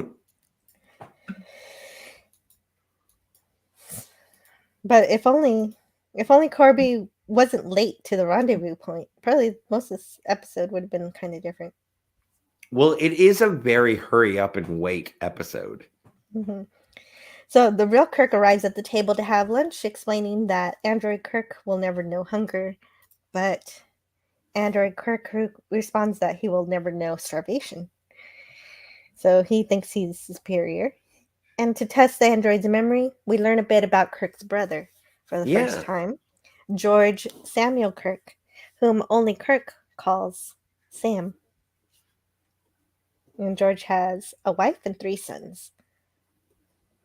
Well, and Sam was in Star Trek 2009. Sam later goes on to be played by William Shatner himself with a mustache. Yes. With the pancake aliens. What was that? Yes. Yeah, we'll cover that when we get there. That's based on a Robert Heinlein book, The Puppet Masters. Also, I really want to give a big shout out to these crazy sort of blue and green costumes that are like bell bottoms, but they I don't know. There's something about the costuming. Oh, also, And when Android Kirk leaves, Corby explains that he could go even further than downloading memories and personality. He could transfer consciousness too, giving a human a type of immortality. And then yes. that is his ultimate goal, to do to all of humanity. Is that a bad thing to I give think. people that option? I think it's a bad thing. Mm-hmm. That's just it. The people that can't afford it would do it, right? And they Right. would dominate the world. I don't think it has anything to do with economics. I think it has a lot to do with I don't necessarily like Roger Corby was a frostbitten like hunk and barely alive.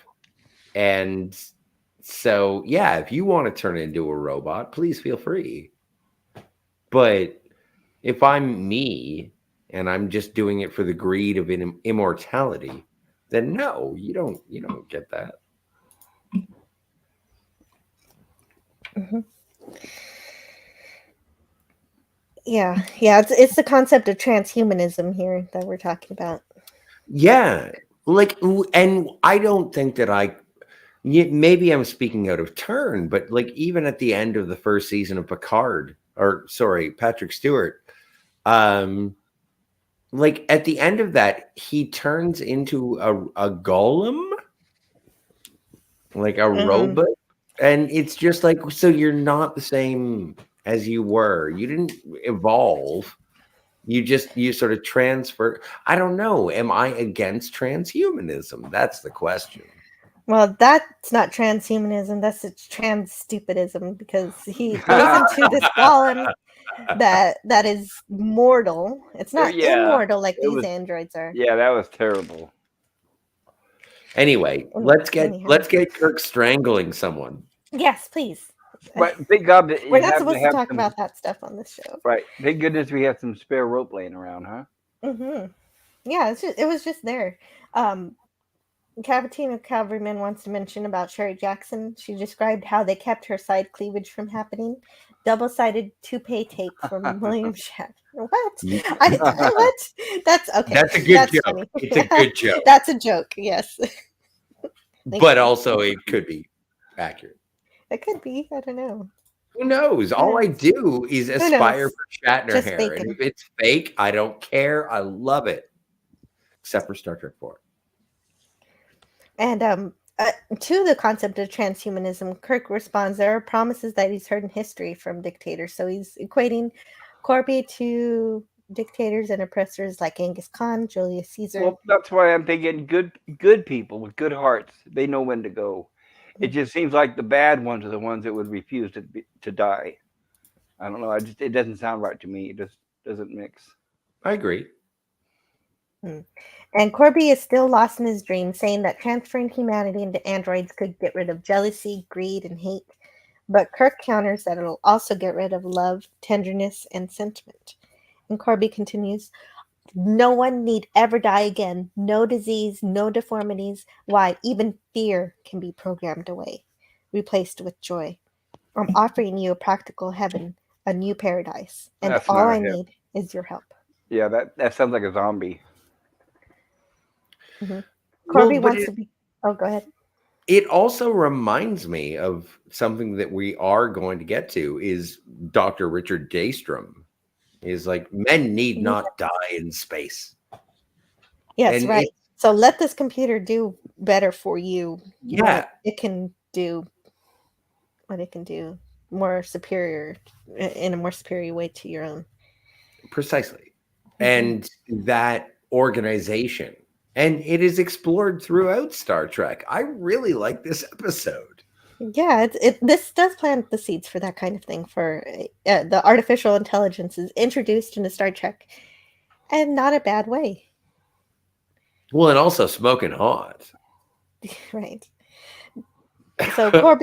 So then Corby tells Kirk what he really wants. He wants to be taken to a colony with enough materials to make more androids in secret until there are enough to integrate into normal societal life.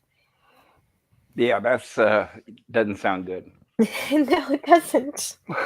No. Again, Kirk has had enough of being trapped and, of course, disturbed by everything Corby is saying. So he's gotten a cord from the chair, like you said, very conveniently placed. And he I chokes have out. a chair like that just so I can get some twine to randomly Yeah. strangle. Yeah, you'll never know when you're a victim of a home invasion. Exactly. And he chokes out Corby, so we know that these androids are have to breathe. Like Yeah, we Well, apparently, they yeah, just like a human, and he acts like he feels pain because well, he gasps for breath after they're done, and but he acts like his throat is sore. he explains that previously. He does say the warmth of touch, the flesh, the pulse. He does like these robots, if you will. They are biomechanical. Yeah, but this means like after the way he handled Andrea and now Dr. Corby, that means they're fragile. Also, I'm gonna retract what I just said because in a moment or two he's gonna scrape his arm and have like transistors. Right, So they're fragile. That's what I'm saying. That you yeah, so no, you can they're made of Yes. robot parts. They're not biomechanical. All right, so go ahead, Jill. yes, it's a little contradictory, but I'll let it go. I just For no, dramatic no. purposes, right? I It's for was dramatic. wrong. I was very, very wrong. Well, I appreciate. Well, the best parts are when you're wrong, but you correct yourself instantly. Thank you.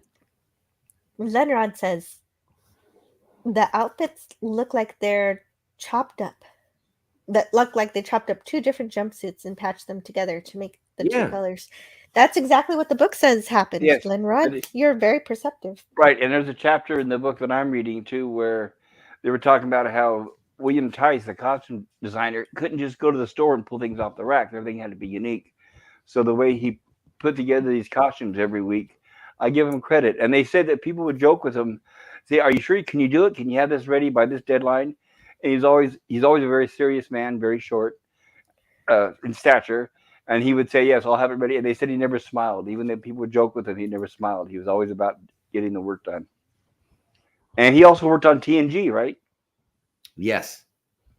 Very cool.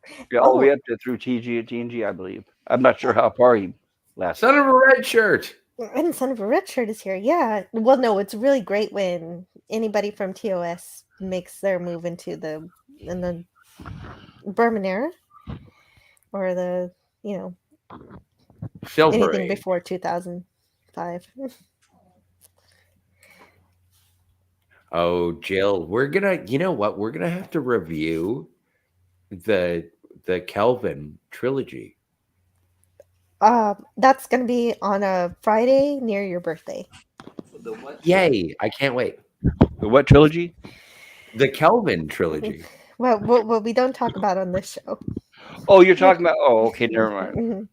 JJ. Yes, I'm gonna have to watch these movies for Scotty's Oh. birthday and talk about them. Oh, well, if you don't drink, now might be a good time to start. Coming Yeah. to coming to a YouTube near you in January 2023. Hello, son of a red shirt. Good to see you there. So, of course, Ruck chases after Kirk, and Chapel chases after Ruck and orders him not to harm Captain Kirk. Kirk Yes. This is the big part here.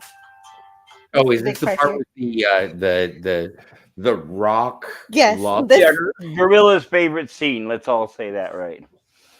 This was runner-up to the thumbnail. This almost became the thumbnail. Well, maybe you'd have got more viewers. I know, but I decided I wanted to put Andrea because I like her, and so there you go. Everybody's favorite shot. Yes, you know what? It's really nice that you can see Ruck in the background. Yes, Kirk, but it is also, you know what? It's distracting that William Shatner is like holding a giant penis. Yes, Kirk breaks off a stalactite to use his club, but we know that this thing definitely looks like a giant penis. It looks like a giant penis. So how did this make it through production? And they're so worried about side boob, but no, here's I don't know how. So Ruck tries to use Chapel's voice to trick Kirk, but he's ready for Ruck with his giant penis rock. Not that it stops him or anything, but no.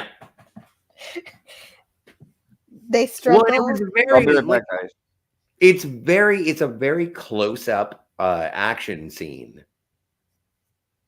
Like it's struggling but it's not a very good action scene. Yeah, they struggle and then suddenly Kirk is just left hanging. You're right, it's not very good. But I guess because the emotional payoff of the scene is because Christine has said, "Don't let Captain Kirk die." And yes, that's exactly what happens. Chapel was given the programming directive to be able to order Ruck not to harm Captain Kirk. Right. But he kind of harms him anyway before he saves him. Yeah. And that's why I also think that this episode is a lot of hurry up and wait. And it contradicts itself every once in a while like that. That's an example. A little bit. Is that a shot from that? Oh my God. Ted Cassidy is such a good looking bad guy. Yeah, it's great. He's amazing. And also, look at that Shatner face. Arg! I will not. I must. And he lifts him up. It's crazy. It's cool. Ba, ba, ba. Anyway, meanwhile, we have the robot Captain Kirk, and he strolls casually through the corridor, and Spock is like, "When did you get back?" And Kirk, Android Kirk, calls Spock a half-breed. Yeah, because he's racist. Because he's racist, yes. Okay. Which is a big red flag for the Vulcan, who, recently, just a recent episode, Captain Kirk was telling off his navigator for his prejudice on the bridge. So Spock knows something is wrong. Hey, wait, Jim's not a racist. Mm-hmm. So Spock's on his way to the planet with some red shirts. Finally. Never gets there. Meanwhile, Roger Corby, everyone. Well, not in time anyway. But in the meantime, I'm not sure why Kirk does this, but he kisses Andrea again, I guess, to escape. This is a very strange situation, Jill. I'm glad you brought it up. It's okay. So there are moments in Star Trek where Captain Kirk outsmarts computers based on the irrationality of humanity. And it seems like he's trying in this instance to, I don't know, appeal to her emotional side. Like, are you a person? But he doesn't have any kind of indication that she's emotional. That is true. That is very true. So what do This you episode think? is hard to parse. What do you think he's doing? I have no idea what he's doing. That's Like, why I is just he guessed. assaulting a sex robot? This is the first time Kirk interacts with AI like this, so Well, but I don't think that he never peened and vagined. no, he does not do that. Right. So I don't know. I think it was some sort of ploy or ruse. Gorilla says, Scotty has been worse than what I would say, and you're worried about me. It's some kind of I don't know what he's doing to her programming exactly. There's nothing.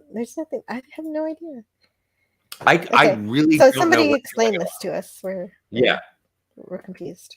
Like, I don't know what the goal of Captain Kirk in this situation is, except for me to see Captain Kirk make out with a hot girl. That's exactly what Lenrod said. Why wouldn't he kiss her again?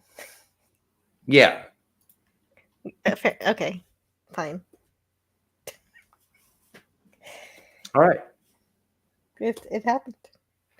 And then she's just like, oh no, I'm attracted to you, but I'm not supposed to be attracted to you, implying that she is only intended to be attracted to who's But, she says, I'm not programmed for you. She dies for her love for Roger Corby. Yes. That was the scene where Captain Kirk forgot his lines. Well, who cares what your lines are when Ted Cassidy's going to lift you up and throw you across? It was the scene with the kiss with Andrea. That was the scene where just before they called lunch. This scene here, just before they called lunch, and he forgot his line and he crossed his eyes, and he said, "Let's go to have lunch together." So this happened right here, right before they went to the commissary. She is a gorgeous woman. Absolutely. Yep. Then, So but also, William Shatner is a gorgeous man. So Kirk tries to leave, and when he tries to leave, Ruck blocks the way, and then Kirk, then he's tossed. Oh my God, that is a great shot. The perfect bodyguard. Yes. Then Kirk ponders about the people who made the original androids. He says, is it possible they built their machines too well, gave them pride and a desire to survive, machines that wanted logic and order, and found that frustrated by the illogical, emotional creatures that built them? And Ruck says, yes, the old ones, the ones who made us. They grew fearful of us. No. They began to turn us off. And Kirk responds, isn't it Corby who's creating the same danger to you all over again? They unlike you, in my memory banks. We are full of unpredictable emotions that logic cannot solve. And Rex says, yes, it had been so long ago. I had forgotten. The old ones here, the ones who made us. And as Scotty says, yes, it's still in my memory banks. It became necessary to destroy them. You are inconsistent. You cannot be programmed. You are inferior. And so we get kind of the true emotion from the androids here. Use your logic, says Jim. Mm-hmm. And now the logic is contradictory. Mm-hmm. Now he's been programmed to obey Corby, but at the same time, now he equates it with the ones that threatened him. So that's a cross circuit in the logic. Which path should he follow? Also, I want this entire outfit. Like whatever Rook is wearing right now, I want that. Okay. Noted. Like, I And think now I would look good in it. you look good in everything. Stop it. And now Ruck sees Corby as the danger who brought biologicals back. And now he's upset. And values his survival more than what his programming tells him to follow, which is pretty amazing to me. He's breaking free from programming almost 30 years before the hologram doctor from Voyager does, which is pretty remarkable and a brilliant idea to me. But I love that they do that, but unfortunately, now that Ruck is threatening Corby's life, that's going to be the end of Ruck. Well, who kills Ruck? Look, we'll find out. Okay. Through No, but I physical like it's discussion an here. interesting. It's an interesting conversation between Kirk and Ruck. It is. So Corby does. Corby kills Ruck? Yes, because That's Ruck is now threatened. Well, no, Ruck is now threatened by Corby and is because Kirk made him see him as Right. the old ones. Yes. Like, you're just as bad as the old ones and everything. So now he's got to go. Yeah. No, it was a disagreement with management. And yeah, his logic.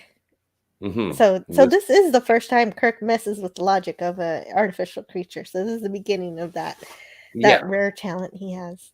Yes. He's really good at messing with AI. Agreed. Anyway, so we shoot Ruck. Bye-bye. See ya, Ruck.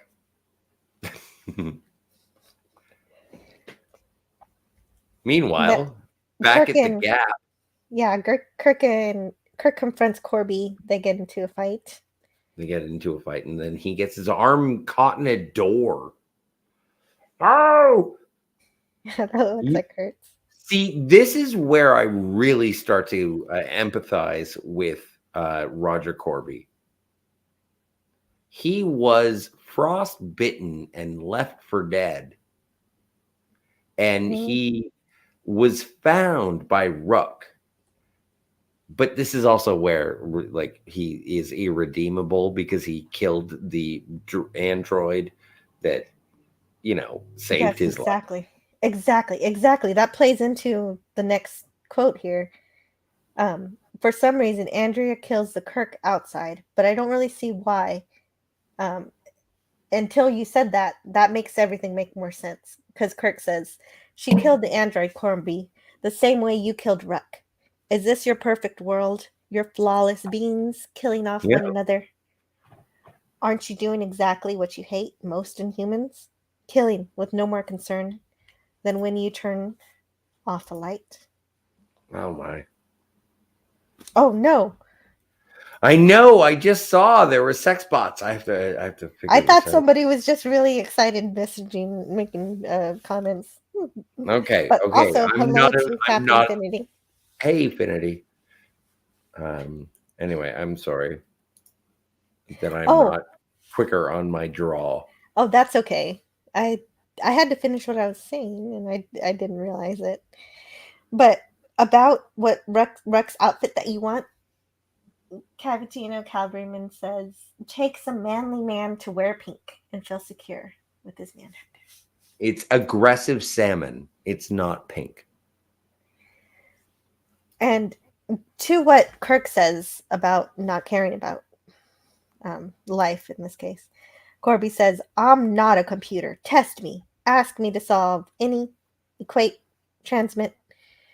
Yeah, he starts to glitch, and it's creepy. It is weird, right? Christine, let me prove myself. Does this make such a difference? And Chapel says, don't you see, Roger? Everything you've done has proved it isn't you. Yeah. And then Corby says, I am Roger Corby. Come on, no. You know what he says. Yeah, I do. No, I'll do it. Okay, hold on. Let me get to it. Okay, so I had am Roger Corby. this is where Andrea takes Kirk, Yes. Android Kirk out. Yeah. And then she's baffled. Mhm. And it's like, oh, I forgot there were two. And this is where he's making that speech about, is this any different than, it's just like a finger. It's just like a broken finger. I'm totally normal. Yeah. And that's when he says the line. Yeah, It's I'm just not a doing flesh it wound. Okay. I am Roger Corby. There you are, lady. Stay, Romeo. Stay. Take your medicine. Oops, I sorry, will. guys. That's And I'm trying to fine. give my dog his medicine. I apologize, guys. I forgot to mute.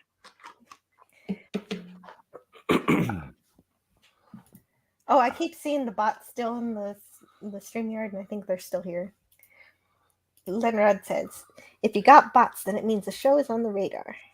I like big bots, and I cannot lie. And You are Oila Greg brother. says, sorry, I stepped on your song.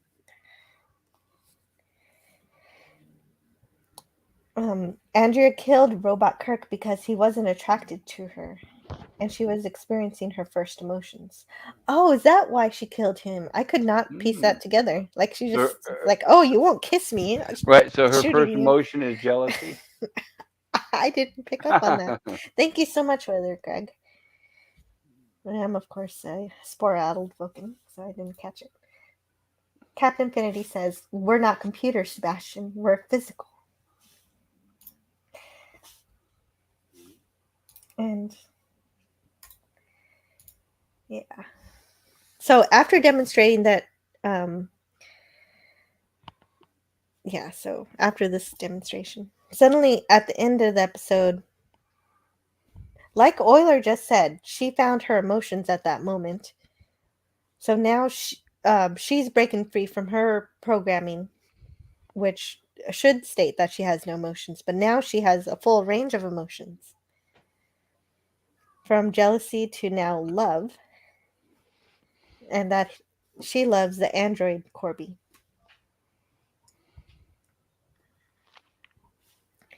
And they kiss, and for some reason, Corby kills them both. Well, he decided he doesn't want his planet, I guess. Yeah. Yeah, I guess he didn't want to continue without being fully in control, I guess, of his diabolical plans. Really weird. This is Why really weird. Or somebody shouted from the back of the room, we got to wrap this up, guys. Yeah, right. And then they leave, knowing that they didn't really find Corby. And Nurse Chapel decides to stay with the Enterprise. How nice of her. 10 out of 10. And Spock says at the end here, frankly, I was rather dismayed by your use of the term half-breed, Captain. You must admit, it is an unsophisticated expression. And Kirk says, I'll remember that, Mr. Spock. The next time I find myself in a similar situation. Steady as we go, Helm. He doesn't even tell Spock what happened. Well, maybe later. Maybe when they're playing chess. Yeah, exactly. We'll say that later. Thank you, James Goldstone. Yes, thank you for directing this episode. Thank you, Robert Block. Yep, great Robert Block. Seriously, he wrote Psycho. Thanks to you, of course, all the time, Gene Roddenberry. And this has been Star Trek. And that's definitely original shot from with the old special effects. Oh, yeah, it's nice. Oh, that's the place that the guy took off his safety equipment. Mm-hmm. Yes, and it's the one that it has doors with knobs that swing out. The only time in Star Trek. Hey, this is the episode that we just saw. Michael Strong as Roger Corby. Yeah. I do love Roger Corby. Oh, Who Ted was Ted Cassidy. I wish Cassidy? he Was he brown? Ted Ruck. Cassidy? Who Ted did Cassidy Huh. was Ruck. Ruck? Yep. Oh, okay. So this is me not knowing actors and That's learning them. okay. That's fine. You're fine. You're good. Jill, have you seen The Addams Family? Yes. The old series? Okay. Thank you. Yes. Well, he played Lurch in the old series, Gotcha. the black and white originals. I Yeah. didn't. Oh, I mean, yeah, I'm a kid of the '90s, so I saw the movies, but I'm aware of the old, Right. He the was the original, the original. which is still my opinion the best. Mhm. And there's Rayburn. There's a mention of a couple of Richards that died. Yes. And there he is, Herbert F. Solo. Yep. Hmm. There we go. There's the episode. Perfect. Hated it. I didn't even rate it. I didn't know what rating to give it. I gave it a B plus. That was what I was thinking to give it. Oh no, No, that's okay. We can have the same score, right? I guess. Well, for me, the reason why I give it a B plus is even though some of the plot points are a little sketchy and some of the things some things contradict each other. We don't know what happened to It the was a other product. two. It was a product of its time. Hmm. But even with that, the reason why I give it a B plus is because it talks about the singularity, transhumanism, Mhm. and that's kind of a more recent topic than one from the '60s. So that's pretty neat that this show's a bit ahead of its time, talking about the idea of transferring consciousness into a machine, Yep. Mhm. which can live beyond your own biological life. And so just for that concept alone, this episode, it could have been an A for me, but some of the story is a little bit weird, a little bit weak, But I really Roger Corby.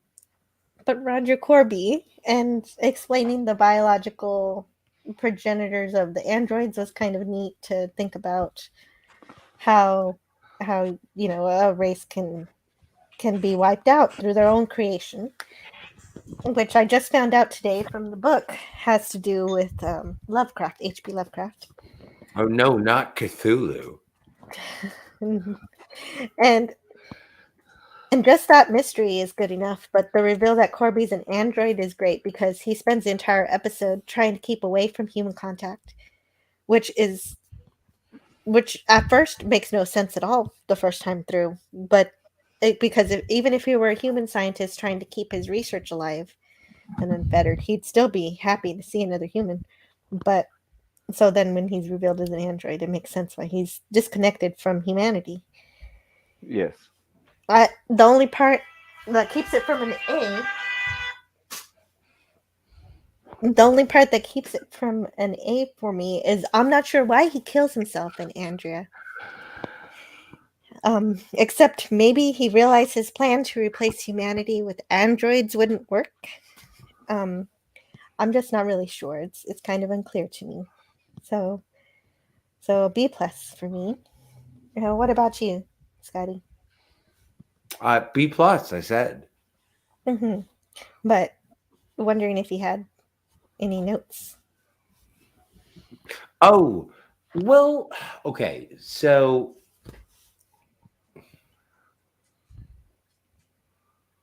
no. Okay. How about you, Pop Culture Curator? What do you rate this episode? I would have to say, and for well, first I'll say the reasons.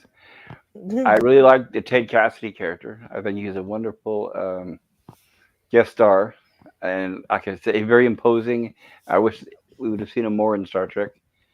I don't really agree with Dr. Chapel's intentions or her motives or her actions.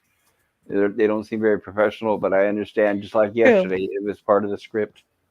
Nurse Chapel, Christine, because I just don't believe she shouldn't have handled it that way because that's borderline mutiny, pretty much. I don't know. Mhm.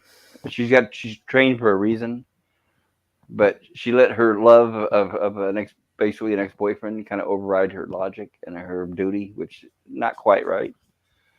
But I understand. I can't look at it too deeply. It's just an episode of a 1960 series, but I Yeah, still enjoy it. you're kind of right. I do see your point. Uh, but they didn't go out of her way to make her extremely idiotic like they did in the animated series. She's just negligent in her inaction. So I kind of forgive it a little more. I don't know why. I have no reason. No, that's fine. Like I said, it's just an episode of a 60s series. I still enjoy it, and I Mhm. liked Robert Bloch, the writer. I'm not sure how much of that story was his left, after it went through rewrites, Right, but it right. was still It apparently enjoyable. needed a lot of rewrites, but I really enjoyed the concept of the transhumanism and everything, and how insidious it is presented as, and it's neat. But And It it's is. so also I'm a sucker for anything that's really sci-fi And based. it's especially, also it's also a situation where you have to present Christine as being like there is something about the narrative of the story where okay, so we have Roger Corby. He is an incredible immunologist. We thought he died. He seems fine. We're gonna go rescue him, and but they throw in the love story. What is Mhm. the? Do you feel like the love story is necessary? interesting. That seems to be my point. A lot of times they have subplots. Well, I think it's necessary because they do make Yeah. the connections, the relationships, the emotions of the androids central point in describing how they're breaking free from their programming. But overall, I would give it I would say a I B. guess I guess they could do that without a relationship, but Yes, it is possible without a relationship. mm-hmm. Oh, you giving it a B? Oh, that's I, way higher than I thought you were going to give it based on your review. no, no. Great. If Christine would have done what she should have done, it would have been an A. Mm-hmm. But I still Yes. enjoyed it otherwise. Like I said, Yeah. right. I think what helped is Ted Cassidy being there. I think he really elevated this episode. Yeah, there are some You're things they could have done to make it an A plus, but you're Ted Cassidy. mm-hmm. And hello to the and Hello, welcome to the Captain. stream. Hello, Captain. Greetings. Hello. Hey man. Have you been listening, sir? A little bit. Is this the episode where Lurch saves Kirk from falling into that pit in That's Act the 1? one. That's the Yeah. one. He is. Even at the time, I was like, this really reminds me of Blade Runner in a lot of ways. Well, Yes, we were just sharing our reviews and what we thought about the episode. What do you think of the episode, Captain? I'll give it a B for Blade Runner. nice. Okay. So overall, that's not bad at all. That's pretty good scores across the Mhm. top. I think so. A B range episode, but it's the original series. We love it. It's great.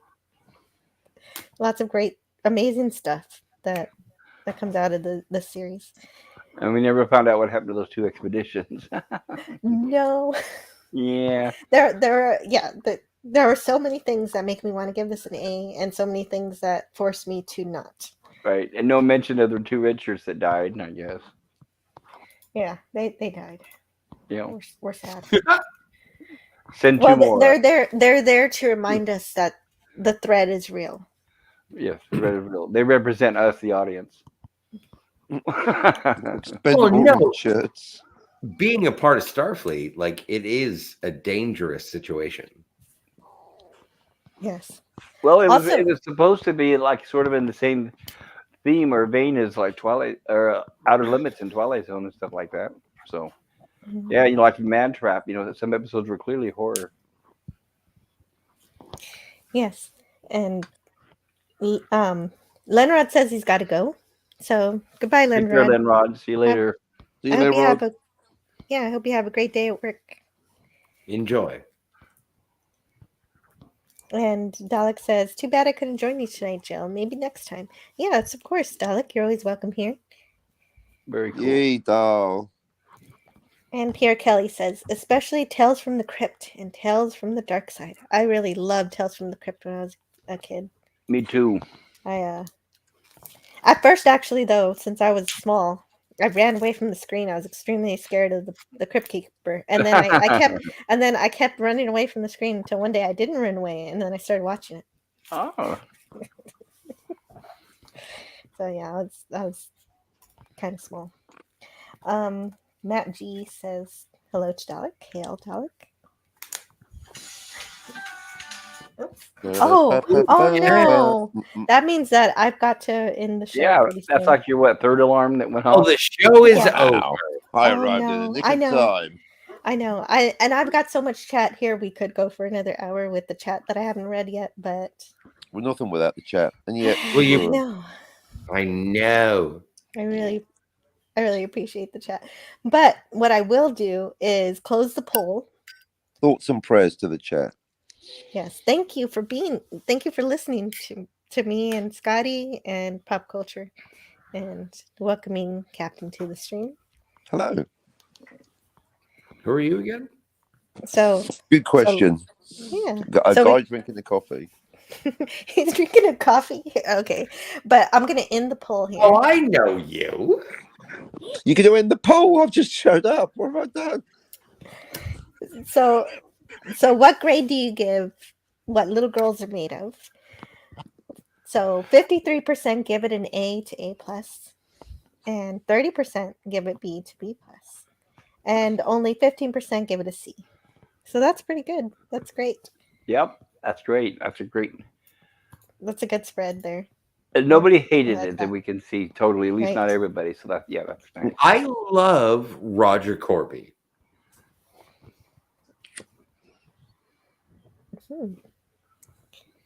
You love Roger Corby. You relate to him. What? said No, I earlier. don't.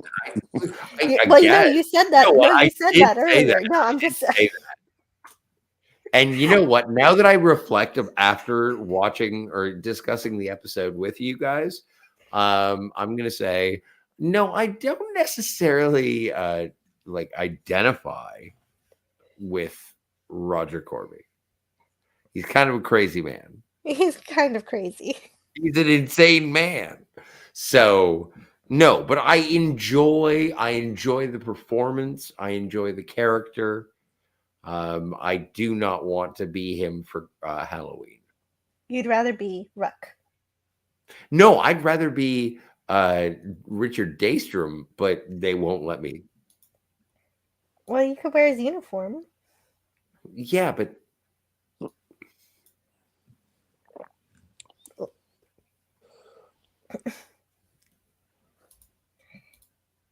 So the advice of this live stream is don't, if you're a white guy, do not dress up as Richard Daystrom. Well, you could dress up as him, just don't try to match certain things. So you can wear his uniform. Anyway, okay. 25 for a Vulcan guy. Yeah, so pop sure. culture. What are your final? Oh wait, we already had your final thoughts. What are your? Would you like to plug your channel? Yes, thank you. Appreciate it, Jill. Every Monday on my channel, Jill and I and Scotty so far, and sometimes Gorilla's Random Thoughts and others review Star Trek the animated series. If you are into that sort of thing, I invite you to please join us. I think you'll have a blast. Yesterday we covered Mud's Passion, and then on Monday. On Mondays, because I'm trying to keep my days straight. Monday it's TAS on my channel, Tuesdays TOS on Jill's channel. Yes. And then Wednesday, Gilligan's Island on my channel. Retrospective and reviews. If you're into Gilligan's Island, I invite you to check that out as well. Awesome. Thank you, Jill. Yes, it's a great show. Great writing on that show. I know it's a comedy, but there's some real clever stuff that happens. You know what's interesting is when the show was canceled, they had a whole bunch of scripts waiting. They never ran out of ideas. Mm-hmm. They already had the fourth season pretty much already written out. Wow, that's a shame. It is. So thank you for joining us. Today we had Cavatino Cavalryman, Matt G, Pierre Kelly, Euler Greg. Thank you for being here. and Dalek451, who has a great channel. Lots of people with great channels out there. And Captain Infinity, and Lenrod, Gorilla's Random Thoughts, Mr. Brown Alliance, awesome channel. Brown Alliance. Son of a Red Shirt, Richard. You're a Hello, son of a Red red. Shirt. Hello. Pierre Kelly, and oh yeah, Miss Queen Jess.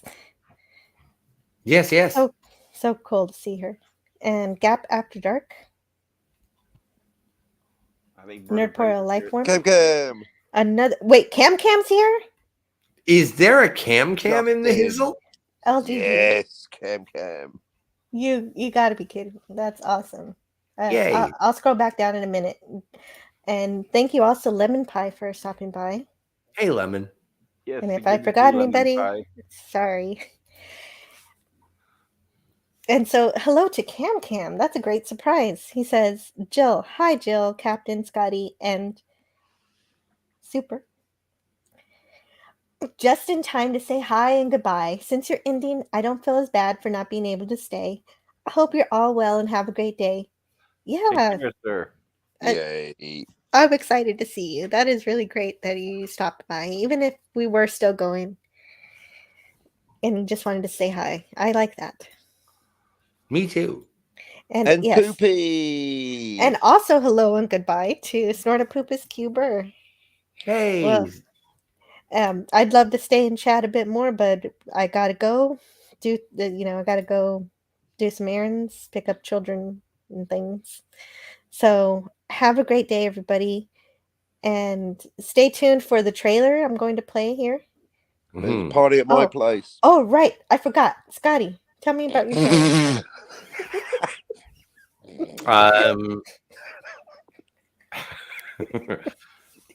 So yeah, tomorrow, we're gonna watch Natural Born Killers. It is part of our Quentin Tarantino retrospective, sort of speculative, and we're checking it out. And I'm terrified of this movie. I've been told it's bad. So, and I also have to go and buy it tomorrow. So I have adventures that I don't want to do because I'm going to have to see a movie that scares the shit out of me, even though I've never seen it. It should scare you. It's not good. But it's so much so that I want to go buy the screenplay in book form that Tarantino released to free his conscience of what happened to his poor movie. Oh, well, okay. Well, I can't wait. And Jill, be sure to buy the original Tarantino screenplay that they based the movie on, because there'll be a difference. That's what I'm saying. That's what I just said. Oh, but yeah, I'm gonna buy that. No, but his screenplay might be different from the published screenplay, because the post-script is different from the anyway. Oh, all right. How many screenplays are there? I'm confused now. Well, that's what I mean. Now we've entered the world of trans screenplay verisimilitude. There's multiple screenplays of Pulp Fiction, and the discrepancy doesn't agree with the other discrepancy. I'm just going to buy the book that's on it. Anyway, shut up, Captain. Okay. Yeah, I don't like you at all.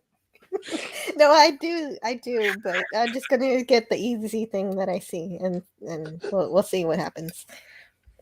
It's there. It says Tarantino wrote it, so that's good enough for me. I'm going to read that book.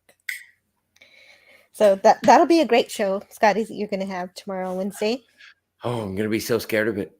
Yeah. And then on Thursday, we're going to talk about the season finale. Yeah, and I'm really hoping that Twin Flicks will be on. So yeah, the season overview of Quantum Leap. Yeah. And then, Captain, do you want to talk about your channel? Not really. You got to go. Well, you come to my channel now. We're all having a party, except Jill. She's busy. Yeah, except for me. I got to run away.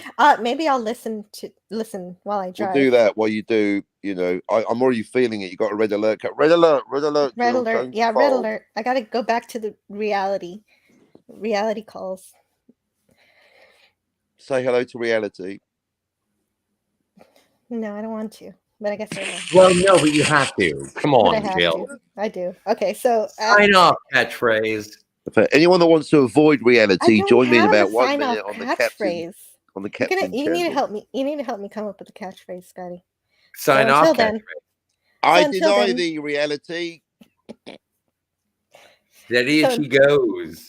Steady as she goes. Let's stay anti-derivative out there. That's no. Be integral to the conversation. Mm. I'll talk- Anti-derivative. I have no idea. Well, have a great day, everybody. Well, Have a do time, a dab a do time, have a gay old time. So here's the trailer for Dagger of the Mind, the episode for next week. I can't wait. Me Peace, either. everybody. Goodbye.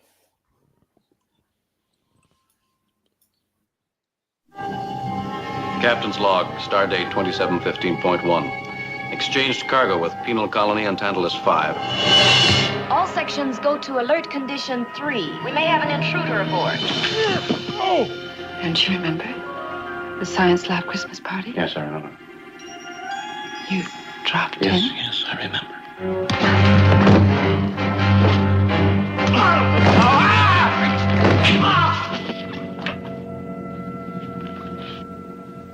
But I won't let you take me back! I'm not going! I'll die first! You're here! I'm not going! No! Kirk to Enterprise. Oh! Kirk! To Enterprise!